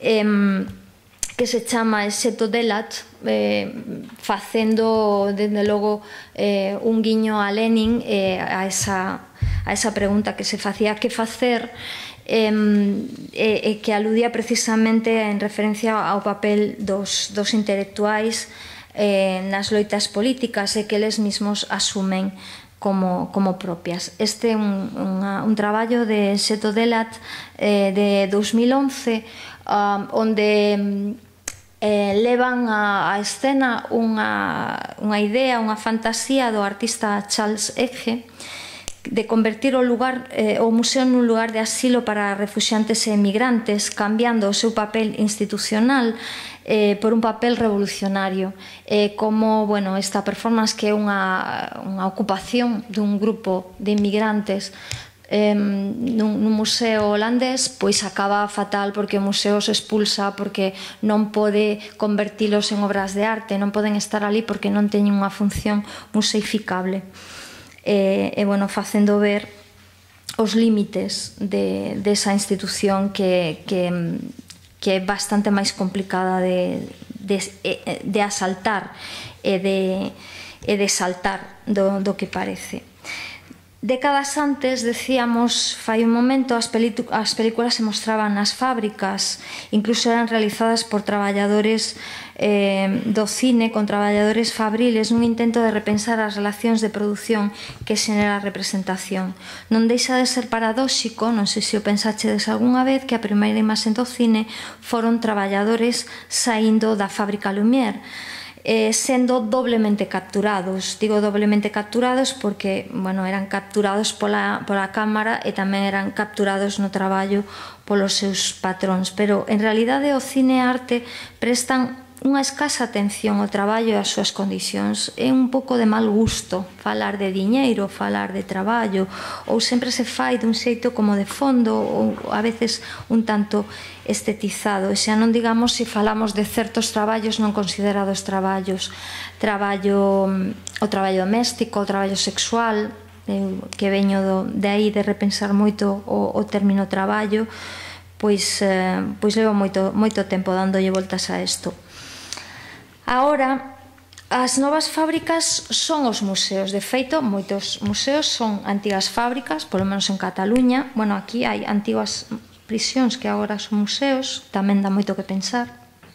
E as industrias culturais que se adiantaran Adorno e Horkheimer na dialéctica da ilustración pouco teñen que ver ca raíz antropolóxica da palabra cultura. A saída da fábrica se converte nunha nova entrada ou nunha entrada nunha nova explotación e domesticación do traballo en todos os sentidos da palabra domesticación. E os modelos de produción do capitalismo inmaterial serán os artistas, a idea do proxecto, da creatividade e da emocionalidade postas ao servicio do capital. Que pouco imaginaban os operaístas italianos que a súa chamada o éxodo da fábrica iba a pasarnos a conta que nos está pasando, e que pouco nos sirve pensarnos, como dice Silvia Federici nunha contundente crítica a Toni Negri e Michael Hart, como traballadores inmateriais, precarios pero inmateriais, cando ignoramos cínicamente que o 70% do mundo sigue traballando materialmente para nós. É urxente repensar a historia da produción dende agora, dende o noso contexto, dende a periferia da periferia, porque somos a periferia da periferia, e tamén a periferia do centro. É urxente repensar a produción da historia e as súas relacións cos imaginarios. Os anos 90 e o século XX acaban coa máis espectacular das imaxes xamais vistas por televisión.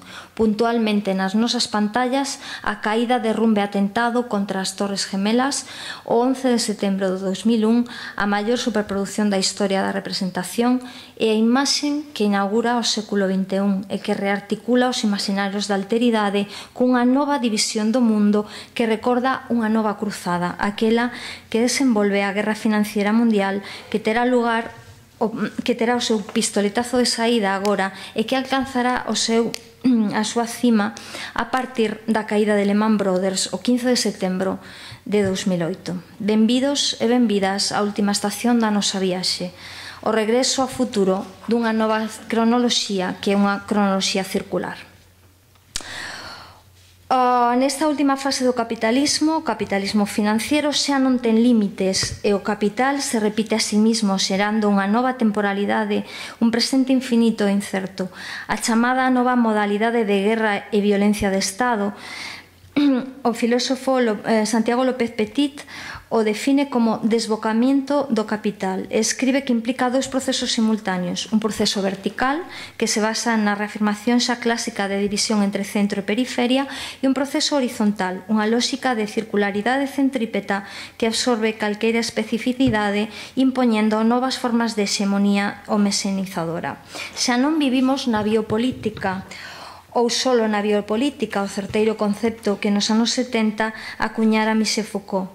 Aquí, agora, estamos inmersos no que o sociólogo camerunés Akile Membe denominou en 2003 a necropolítica, o goberno das diferentes poderes sobre as nosas vidas, pero sobre todo sobre as nosas mortes, sobre os corpos e as formas de vida de gran parte do mundo confinados, encarcelados, excluídos da xencia política máis básica e, por supostos, excluídos da cidadanía plena, dunha cidadanía que só os habitantes da zona do ser poseemos e que algún algúns e algunhas poseen en maior medida que outros, claro está.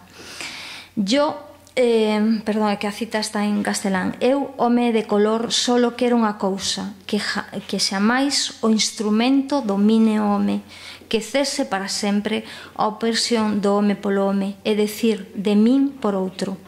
Unha última plegaria. O meu corpo fai sempre de min un home que interrogue. Escribía Frantz Fanon nos seus últimos anos. Fanon, completamente comprometido ca loita dos arxelinos pola súa independencia, é expulsado de Arxelia por a súa pertencia ao FLN e pasará dende 1957 hasta os últimos meses de vida en Túnez, que era a sede do FLN no exilio, pois Túnez conseguirá xa a súa independencia con Javi Bourguiba á súa cabeza. Nos últimos anos, en Túnez, escribe Os condenados da terra, que verá a luz postumamente e será o auténtico manifesto antecesor da decolonialidade. Non é casual que a frase de Frantz Fanon debemos discutir, debemos inventar, sexa o lema do manifiesto hacia el tercer cine, escrito por Pino Solanas e Octavio Getino en 1968, en plena ditadura militar argentina. Compañeiros, o xogo europeo xa terminou definitivamente. Hai que encontrar outra cousa, escribe Fanon, anticipando a larga agonía da hexemonía europea. En busca desa outra cousa se levantan os povos árabes do norte de África e de Medio Oriente, no que prometía ser un proceso esperanzador e que, e isto é unha apreciación completamente subxectiva, está resultando de momento unha involución e, dende logo, unha larga transición que non sabemos onde derivará. Túnez, ese país tranquilo e de dulce aroma xazmín que ninguén coñecía máis alá do turismo, inicia este ciclo de loitas globais cociñado a fogo lento tras largas décadas de opresión e injusticia reinantes durante a dictadura de Bourguiba, de Ben Ali, bueno, tamén un pouco, de Ben Ali en Gafsa e Sidi Bouzid, no centro do país, que comenzan en 2008. A imaxen de un xoven queimándose en público e colgada nas redes sociais, importantísimo dato, que xa falou Santiago Alba, da tecnoloxía, tamén da desfetichización necesaria da tecnoloxía, porque chega un momento que todos estamos clicando o Facebook e non poñemos xa o corpo nas cousas. En decembro de 2010 actúa como un catalizador de posteriores insurreccións que comenzarían o 14 de xaneiro de 2011 en Túnez capital, coa expulsión de Ben Ali e a súa familia, o grito colectivo de "Dégage, lárgate". O que estamos vendo é as estatuas tamén morren de René e Marker de 1953. Non foi o primeiro, nin sería o último, pero sí o shock necesario para o crecemento dunha situación explosiva. A casba tunecina e logo a plaza de Tahrir cambiarían as nosas prácticas políticas e vitais, inspirarían a ocupación de Sol, o movimento 15M, o movimento Occupy, Sintagma e tantos outros, cunha especie de revolta global que comenzou fai apenas menos de 3 anos. Unha loita por un concepto de democracia diferente, encabezado polo grito pan, traballo, liberdade, que sigue inspirando o hartazgo por un sistema caduco que nos asesina cada día. Un sistema mundo que se devora a sí mismo e que ten a necropolítica como exe da súa axenda. O que estábamos vendo antes era as estatuas tamén morren, pero gustaríame que comeza unha larga liña de traballos sobre que critica a visualidade colonial, que critica esa canibalización da que fala Joaquín Barrientos, desa canibalización visual, desa construción da alteridade, pero gustaríame falar de dous colectivos que eu coñecín de primeira man e que continúan estas loitas máis alá do colonialismo tradicional, no terreo da contrainformación, no terreo da lúa e dun xeito que rexeita a autoría tradicional e as formas de arte tradicional, pero tamén as formas coloniais socioeconómicas actuais, o intervencionismo occidental e o que Edward Said chamou orientalismo, unha forma específica de alteridade que o Occidente construe sobre o mundo árabe e o Islán e que sigue proxectando actualmente en forma de gran enemigo mundial. Dende os anos 50 ata agora, moitas serían as películas a reseñar aquí, as obras, os artistas, pero, como vos decía, gustaríame falar de dous colectivos que eu coñecín de primeira man, xerados a partir das revolucións de 2011, constituídos por xóvenes artistas, estudiantes, intelectuais, periodistas, como son o grupo activista Moserín, no Cairo, unha iniciativa crowdfunded sin ánimo de lucro, cuxa proposta fundamental é documentar os acontecementos que ocurriron en Tahrir durante 2011, que continúa desde entonces, e que o que estamos vendo aquí é como un dos seus logos. Posteriormente falar de un grupo que continúa unha liña contrainformativa diferente, que é o colectivo Al-Alkaf, que utiliza fundamentalmente as intervencións no espacio público e os grafitis. Esta última, unha expresión verdadeiramente revolucionaria nas prácticas artísticas no mundo árabe, e que é un dos grupos máis interesantes que saíron en Túnez nos últimos anos. O Grupo Moserín realiza dende 2011 talleres gratuitos sobre tactical media, sobre medios tácticos, dá soporte técnico, equipamento, organiza screenings e debates públicos abertos, entre outros lugares no propio Tahrir, e se formou ao redor da Plaza Cairota, pero se estendeu a todo o país e supón un das iniciativas de contestación aos medios masivos tradicionais máis interesantes e mellor contextualizadas no mundo árabe. E pola súa parte, o colectivo Al-Alkaf, que significa a xente da cova, realiza dende os primeiros meses da Revolución intervencións públicas con diversos dispositivos e formas, privilexiando entre elas o grafiti con stencils, con plantillas, acompañadas de textos de autores árabes críticos co colonialismo, desde Mahmoud Darwish a Edward Said, ou Ibn Khaldun, os filósofos clásicos árabes, etc., retrotraindo as raíces da revolución non só as condicións dictatoriais, senón, e isto é moi importante, as condicións da colonialidade anterior. O que estamos vendo é o retrato de Farid Hachet, que é un dos fundadores da UGTT, da Unión Xeral de Traballadores Tunecinos, é asesinado en 1953 pola Man Rouge. La Man Rouge é un grupo francés que facía terrorismo de Estado contra os independentistas nese momento.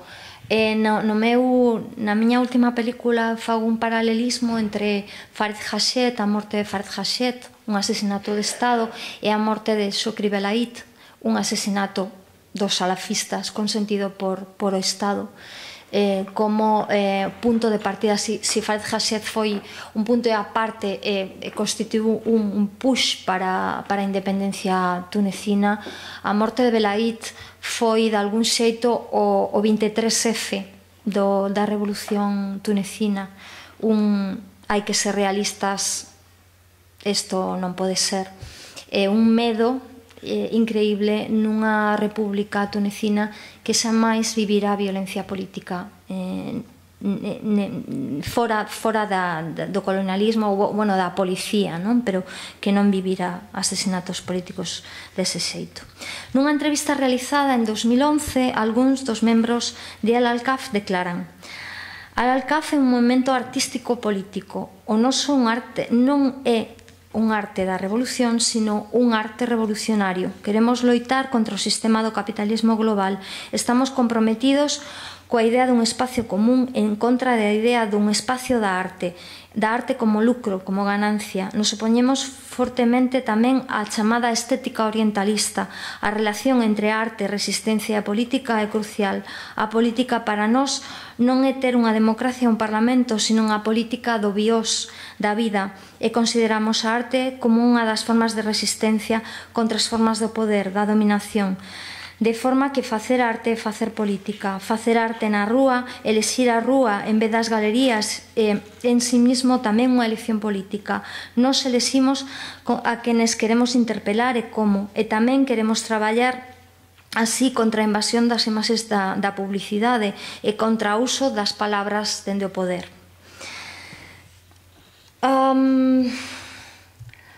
Bueno, non podo terminar esta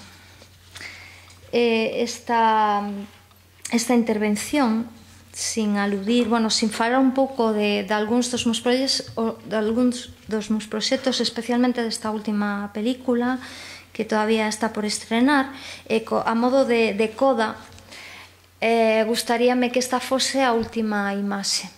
É un texto de José Carlos Mariátegui, un escritor marxista peruano morto en 1930, que di a burguesía quere do artista que faga un arte que cortexe e adule o seu gusto mediocre. De algún xeito resume esas diferentes acepcións da arte das que estábamos falando.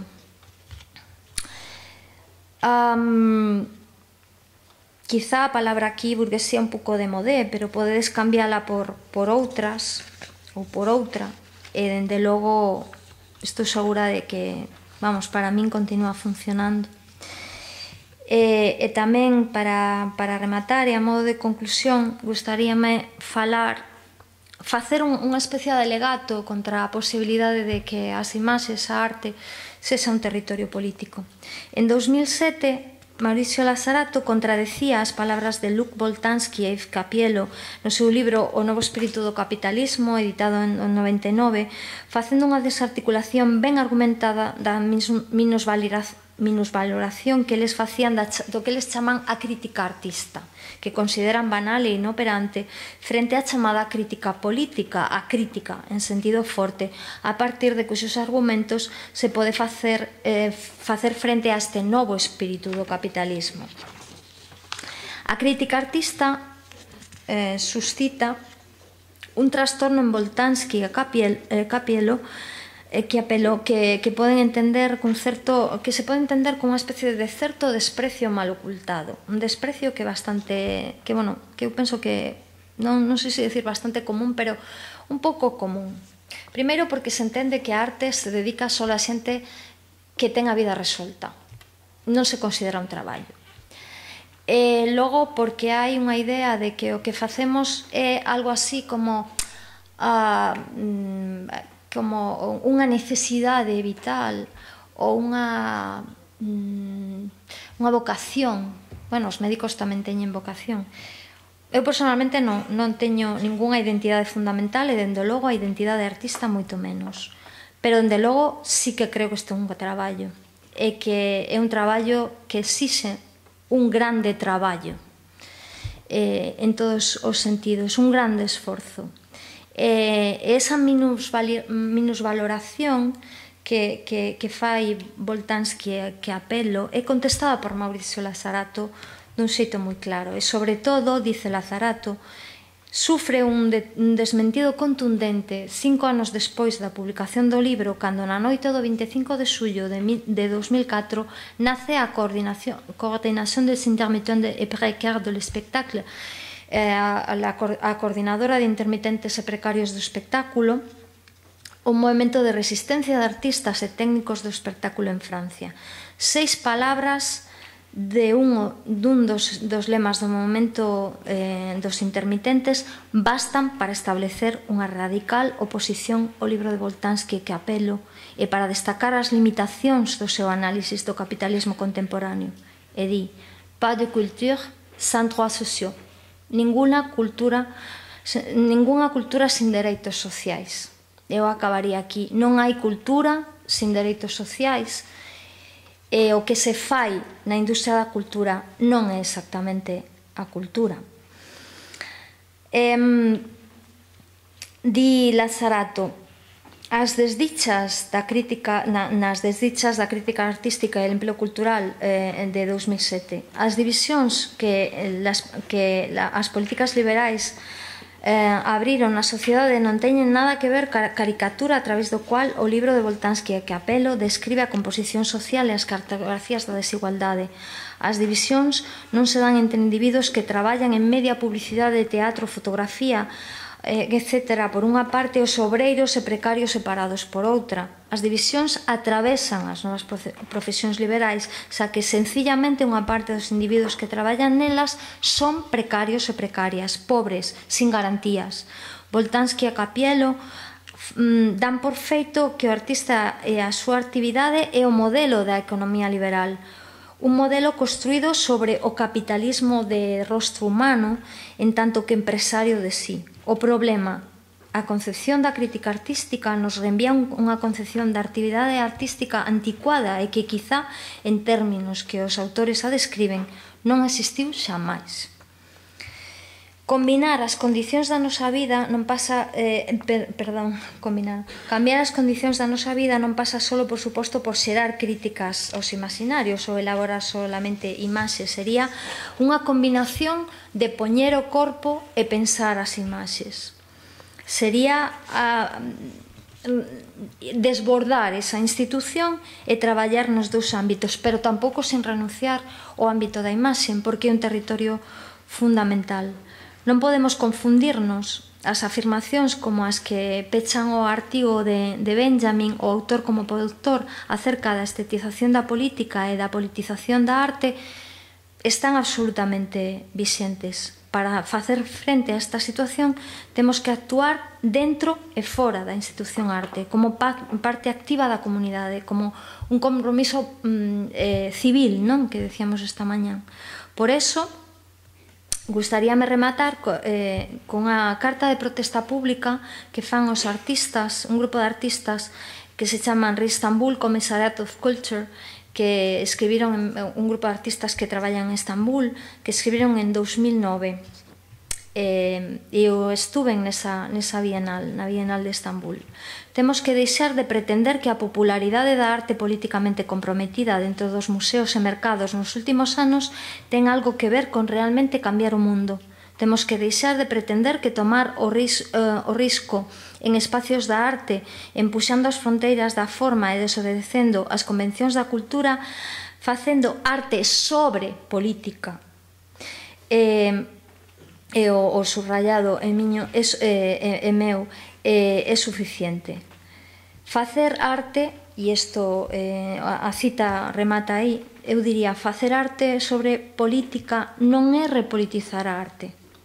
Repolitizar a arte pasa necesariamente por repensar as súas formas e os conceptos de produción e por actuar dentro e fora, como decíamos antes.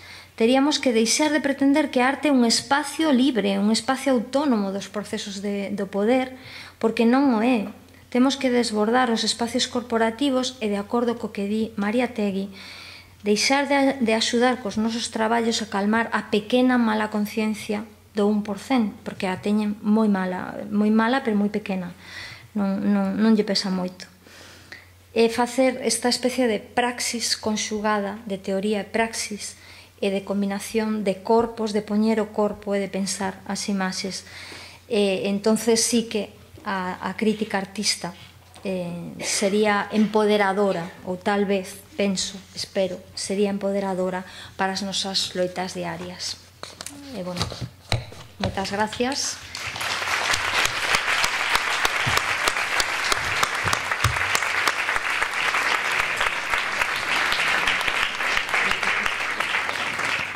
E se queredes, bueno, vos conto,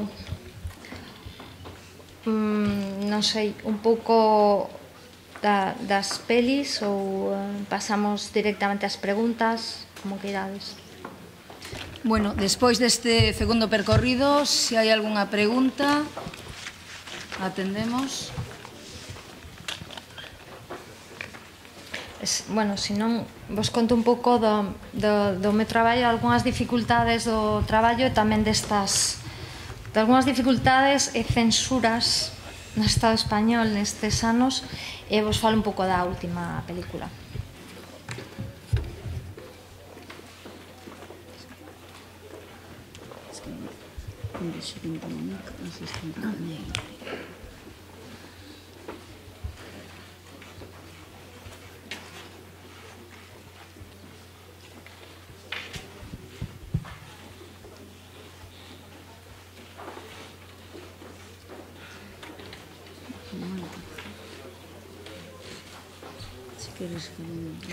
Sí.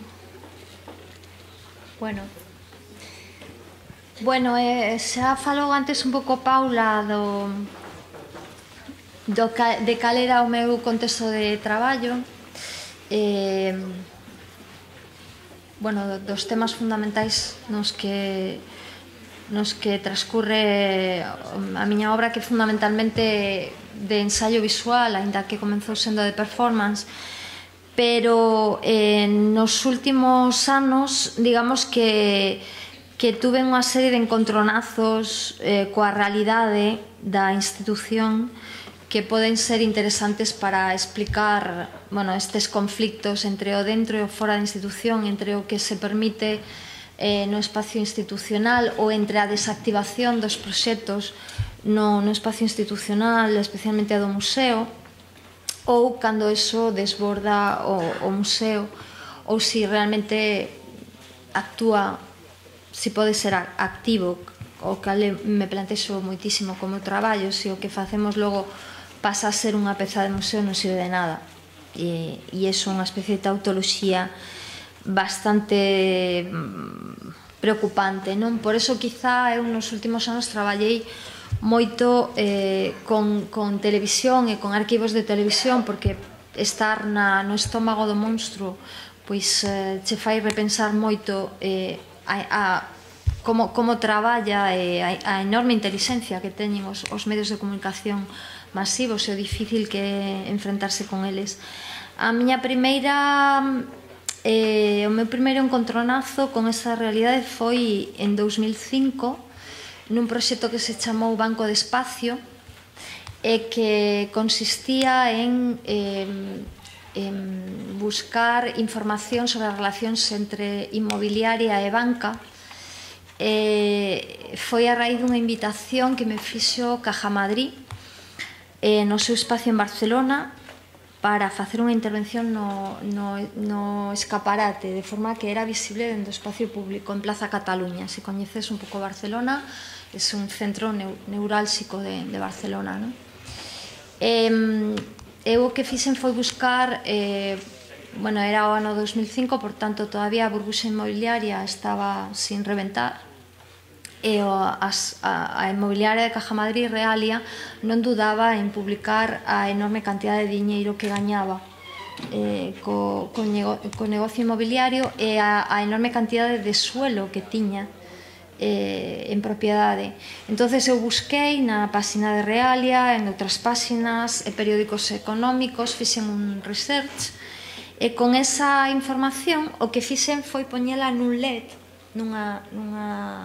nestas letras, non, que vemos onde están os horarios dos autobuses, este tipo de cousas, non? Un letreriño con letras electrónicas que formaba parte da propia, digamos, do propio escaparate da institución. Simplemente o que fixen é que a institución lle contara ao público o que gañaba en cifras reais, unhas cifras que, xa vos digo, non me inventei, sino que saquei da prensa, pero claro, a prensa color salmón non a lee normalmente a xente que pasa por Plaza Cataluña, ou eso pensou a banca. E entonces me pediu moi amablemente que o retirara. Eu lle dixen que non, que non o iba a retirar, que retirara as alusións a eles. Non, que retirara as alusións a todos os bancos primeiro, logo a eles en concreto. Entonces, pois, simplemente desenchufaron a instalación e a censuraron. E, bueno, me dixeron que eu non lles tiña dito antes que non pasara, non lles entregara antes os textos. É dicir, siga habendo unha censura previa que hai que pasar e que non estaban de acordo. Entón, eu lle dixen que, bueno, que eu normalmente traballo en institucións públicas, eles eran unha institución privada, que, bueno, que me fixeron un encargo, eu non o levar a cabo satisfactoriamente, digamos, para o cliente, e que entonces que non iba a cobrar o encargo, pero aí foi o máis rocambolesco foi que me dixo a coordinadora, a comisaría, que tiña que cobrar porque eles xa tiñen a partida presupuestaria para min, e que tiñan que cobralo. Entonces deuse unha situación pois moi surrealista que bueno, que eu din a coñecer públicamente. Teño que decir que as asociacións de artistas que se supón que, entre outras cousas, funcionan, eu non estou moi de acordo con esa idea de sindicato que algunhas colleron, pero que se cuidaron bastante de facer unha crítica directa, porque as cousas están moi mal, Caja Madrid ten moita pasta, supoño, non? Entón, o nivel de censura, sobre todo de autocensura que hai a medida que avanza a crisis é moi importante. O segundo encontronazo deuse aquí en Galicia, ten como escenario o CEGAC e como en concreto o periódico ABC, o xornal ABC, utiliza o CEGAC e outras institucións no momento do final do bipartito, ou seja, cando perden as eleccións, cando van a perder as eleccións o bipartito a favor do goberno outra vez do PP, no ano, pois, comenzos do 2008, eu estuve facendo durante 3 anos un proxecto de investigación sobre a transición, sobre os momentos sociais na transición, sobre lugares de memoria, que é o libro que antes estivemos vendo, un proxecto que deu lugar a dúas longametraxes e a un largo proxecto de investigación cun libro en 3 linguas. E, bueno, o xornal ABC se dedicou a calumniarnos e a decirnos no xornal, de min, de outra xente, do director do CEGAC e de outras institucións, o Centro Dramático Galego, etcétera, etcétera, que estaban politizadas, que utilizábamos o diñeiro público para facer guerra civilismo, etcétera, etcétera, etcétera, e que, sobre todo, malversábamos fondos públicos, cousa que, obviamente, non é verdade, porque se tendes traballado algunha vez con diñeiro público, lóxicamente, porque é diñeiro de todos e de todas, pois hai unha auditoría dese diñeiro moi clara, non? Bueno, todavía estamos esperando que os tribunais nos chamen para ver que pasa, porque fixemos unha denuncia por non sei que, al honor, atentado ao honor, unha cousa que non sabía que tiñamos, pero bueno, que é a forma xurídica, digamos, de decir que alguén está dicindo algo que é mentira sobre un. Eu pensei, rematei ese proxecto, me fun a Londres a continuar traballando na época thatcherista. Todos estes grupos que falaba do afrobritánicos me interesaban moito nese paso das políticas de clase, as políticas de identidade. Os 80 me parecen un momento moi interesante, moi terrible, políticamente moi reaccionario, pero interesante, sobre todo fora de España, especialmente interesante. Londres era un dos lugares que eu estivera traballando en plan Rosebud, porque era, bueno, de algún xeito era unha especie de modelo para a movida, sobre todo para a movida de Vigo, era un pouco a meca, non? E, bueno, por razóns personais eu vivín algún tempo en Londres. E, bueno, surdiu a idea de facer unha especie de continuación, de facer que pasara despois da reconversión, ou que supuña a reconversión, este recambio entre a industria tradicional e a industria cultural. Bueno, primeiro empecé a traballar no South Bank de Londres, pero dende logo a ría de Bilbao, que te voy a decir, tiña moito máis que decir dali e do efecto Guggenheim, e ademais se plantexou a posibilidade de traballar con ETV e con arquivos directamente da televisión. E dixen, bueno, pois nada, en Euskadi non me pode pasar nada, non? Euskadi todo guai. Pois non, fixemos a película con arquivos de ETV, con produción en parte de ETV, con produción de Consoni, unha productora vasca, e ETV, e con moita axuda de Cinebi, que é o Festival de Cine Documental de Cinebi. Cinebi nos propuxo presentar o que en principio era unha serie de 7 pezas para televisión en formato película no Festival de Cine.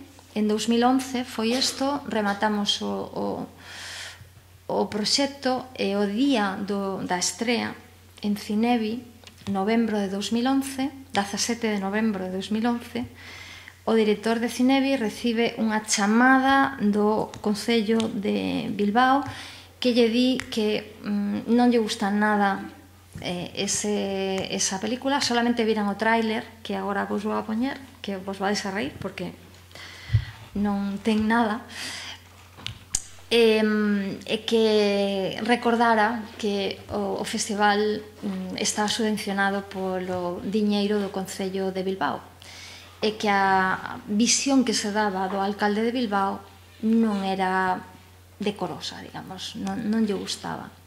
Eu vos aseguro que non me inventei nada, que todo o material que está aquí estaba no arquivo de ETV. Simplemente se chama montaxe.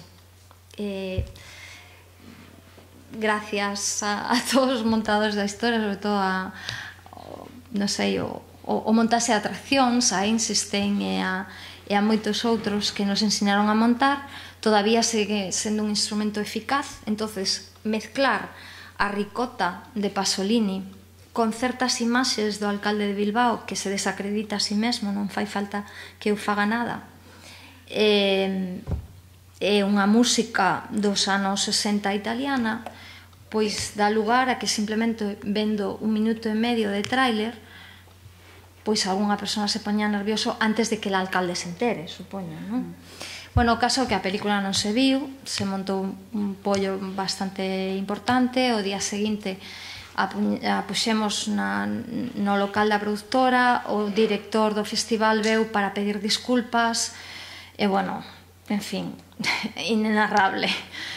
E nada, espero que a seguinte non dé tantos problemas. Vos vou a poñer o tráiler de Electroclass, que é así como se chama, pois para que vexades que realmente non pasa nada.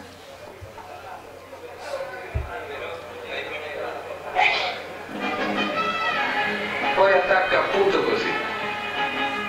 Io sono una forza del passato. Sperate. Solo nella tradizione è il mio amore. Vengo dai ruderi, dalle chiese, dalle pale d'altare, dai borghi dimenticati.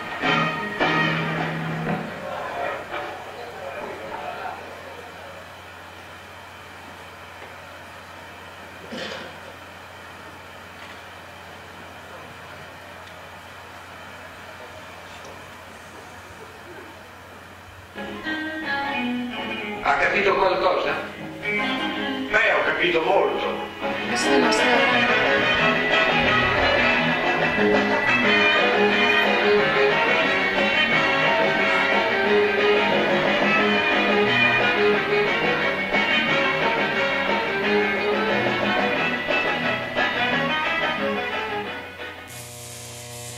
Bueno, está demasiado grande, descentrado, non sei moi ben por qué. Bueno, esta señora que aparece é a arquitecta Zaha Hadid, que é a inventora deste macroproxecto en Cerrozaurre, que é o que se ve en 3D, e a próxima construción, supoño, cando as cousas estén un pouco mellor, que se vai facer nun dos derradeiros barrios industriais de Bilbao. E o alcalde recentemente falecido, non? Iñaki Azcuna e Jordi Sevilla de fondo. O servilismo sexista do señor Azcuna, pois é cousa súa, eu non teño a culpa. En fin, non lles gustou. Pero son cosas moi absurdas, que entre outras cosas teñen que ver co feito de que o director de Cinebi non se vira a película antes. Por qué? Pois eu sospeito que as produtoras eran todas mulleres e fomos un grupo de nenas, porque para el éramos unhas nenas, fomos un grupo de nenas ali e dicir, mira, queremos facer unha cousa que fale sobre o efecto Guggenheim e sobre que pasou no Euskalduna en Bilbao e todo isto, e dixo, ai, sí, o que querades. Lle fixemos unha entrevista, non sei, non nos tomou en serio. Eu penso que ten moito que ver a cuestión de xénero e unha cuestión de que a política con mayúscula, igual que a revolución, sigue sendo cosa de homes, non? Alguna pregunta? Bueno. Semán. Sí, bueno, eu si comentaría ao mellor algo en canto a difusión deste tipo de traballo. Es consciente de que alcance ten? Bueno, esta mañá Mariano Gozal falaba desa distinción en alta cultura, baixa cultura. Te creo que temos tres máis partida de baixa cultura. Eu son totalmente baixa cultura. E realmente a quen chega este traballo? Como chega a todos de Canles? A rede axiliza, non axiliza? A rede axiliza, é verdade que ter Vimeo, que ter YouTube, que ter unha página web fai chegar o teu traballo a moita xente, pero a maior parte da xente analfabeta funcional. Aquí, que temos acceso normal á rede, xa non che digo nada en Túnez, onde o acceso, por exemplo, a internet, a fibra óptica non existe ou non existe normalmente, e que unha grande parte do planeta vive en unhas condicións que non son como a nós, que están todo o día pegados a unha pantalla, non? Pero aínda así, a miña nai, aínda que teña un ordenador diante, non sabe chegar ás cousas. De iso hai que ser absolutamente conscientes. Entón, claro que hai unha contradición.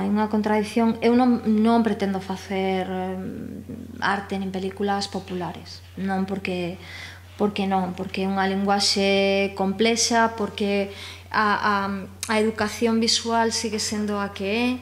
Eu dou clase en unha facultade, nun departamento de imaxe, e a xente interesada por eso, e aínda temos que falar e insistir sobre cousas como eso, como a desnaturalización da mirada, como o feito de ver unha película cun relato hollywoodiense en elipsis, con plano contra plano, lles pareza máis normal que ver algo en tempo real e con plano fixo, porque estamos absolutamente, está absolutamente interiorizado e naturalizamos como que é normal esa forma de mirar. Entonces, a renuncia, que é un pouco a constante contradición, é unha das grandes discusións entre o cine militante e o cine experimental, digamos, a militancia tradicional, e en isto a esquerda tradicional é absolutamente pouco evoluída, non sae de certos parámetros, non? Ou literariamente, por exemplo, sí, en canto a imaxe, non. A relación do que é operativo políticamente, ou do que a mí me parece, insisto, e penso que insistí moito ao longo do relatorio, sobre a necesidade de facer formas novas para producir contidos novos, ou formas experimentais para introducir eses contidos, pois eu non quero renunciar a eso. Non quero renunciar a eso e sei que hai un precio. O sea, o traballo non se vai a ver en versión española, non sei como dicirche, non? Na televisión española en certo momento de prime time, non. Hai outros canles, hai festivais, logo está o cine de museo, e o museo está facendo, penso que agora mesmo entre a institución arte e a institución cine hai unha especie de fenda estreita, pero moi fecunda, onde se está facendo o máis interesante do audiovisual, e aí están, pois, desde xente que ven máis do cine, como Pedro Costa, pero está Alexander Kluge, ou están moitísimos artistas e cineastas, non? E, bueno, eu me teño que situar aí, con todas as dificultades e con todas as limitacións que eso ten. Hai que aceptalo, é unha contradición, no propio traballo, pero es un pouco esa frase de Spy que li, haz lo que debas, non? Penso que o que debo facer é isto. Digo que debo facelo nesta linguaxe. Bueno, non sei se queres ponernos ou se o público quere ver ese sketch do ultimísimo traballo. Vale, e xa remataríamos. Bueno, pois Le Rêve Fini, o soño rematou, trata sobre as migracións entre Túnez e Italia, especialmente entre Kerkena e Lampedusa, que é unha illa. Kerkena é unha illa na mitade de Túnez, que é o territorio máis próximo de Túnez a territorio europeo, que é a illa de Lampedusa, que seguramente coñeceredes polo desgraciado incidente de outubro de 2013, se non a coñecíades xa antes. Pero tamén é unha película silenciosa, unha película con moito con poucos corpos. As poucas voces que hai, bueno, comeza a voz de Mireille Fanon, que é a filla de Frantz Fanon, que entrevistei en Túnez no 2012. As poucas voces que hai son xente de Túnez e xente que é subsahariano, un subsahariano en concreto, que é amigo e que fixe unha longa viaxe dende Costa de Marfil, Senegal ou Costa de Marfil, ata Túnez, e de aí pasou logo a Italia e o deportaron outra vez. Eles non san, é unha película realmente sobre a irrepresentabilidade, sobre a imposibilidade para min de presentar, de falar en lugar de eles, porque a miña vida é completamente diferente, aínda que a experiencia migratoria marcara a miña vida. Eu non me sinto capaz de representalos. É tamén unha película sobre a historia colonial de Túnez, sobre as formas de control da subxetividade dos corpos, e de como esa colonialidade sigue absolutamente presente. Non sei se é acabado, non sei se está rematado, pero como a revolución está nun momento de crise moi importante. Ten 3 capas de lectura, unha lectura que vai sobre isto, sobre a relación entre colonialidade, novas colonialidades e migración. Outra capa que é a miña voz, que é absolutamente sobre o aparato cinematográfico e a cámara, e como a cámara captura, canibaliza, non? Como decía antes, as imaxes, que está basada nunha obra, en unha película de Marguerite Duras, é unha reescritura de parte de L'Homme Atlantique de 1971 de Marguerite Duras, e tamén conta as relacións entre familia e Estado, e a miña vivencia en Túnez, e como esa violencia de Estado, o proxecto no que se presenta se chama Violencias Invisibles. Esa violencia de Estado está xa reproducida e ten as súas raíces na familia, e está basada, os textos veñen de Fanon, son reescrituras de textos de Fanon, de Os condenados da terra de Fanon, e tamén de orixe da familia da propiedade privada e do Estado de Engels.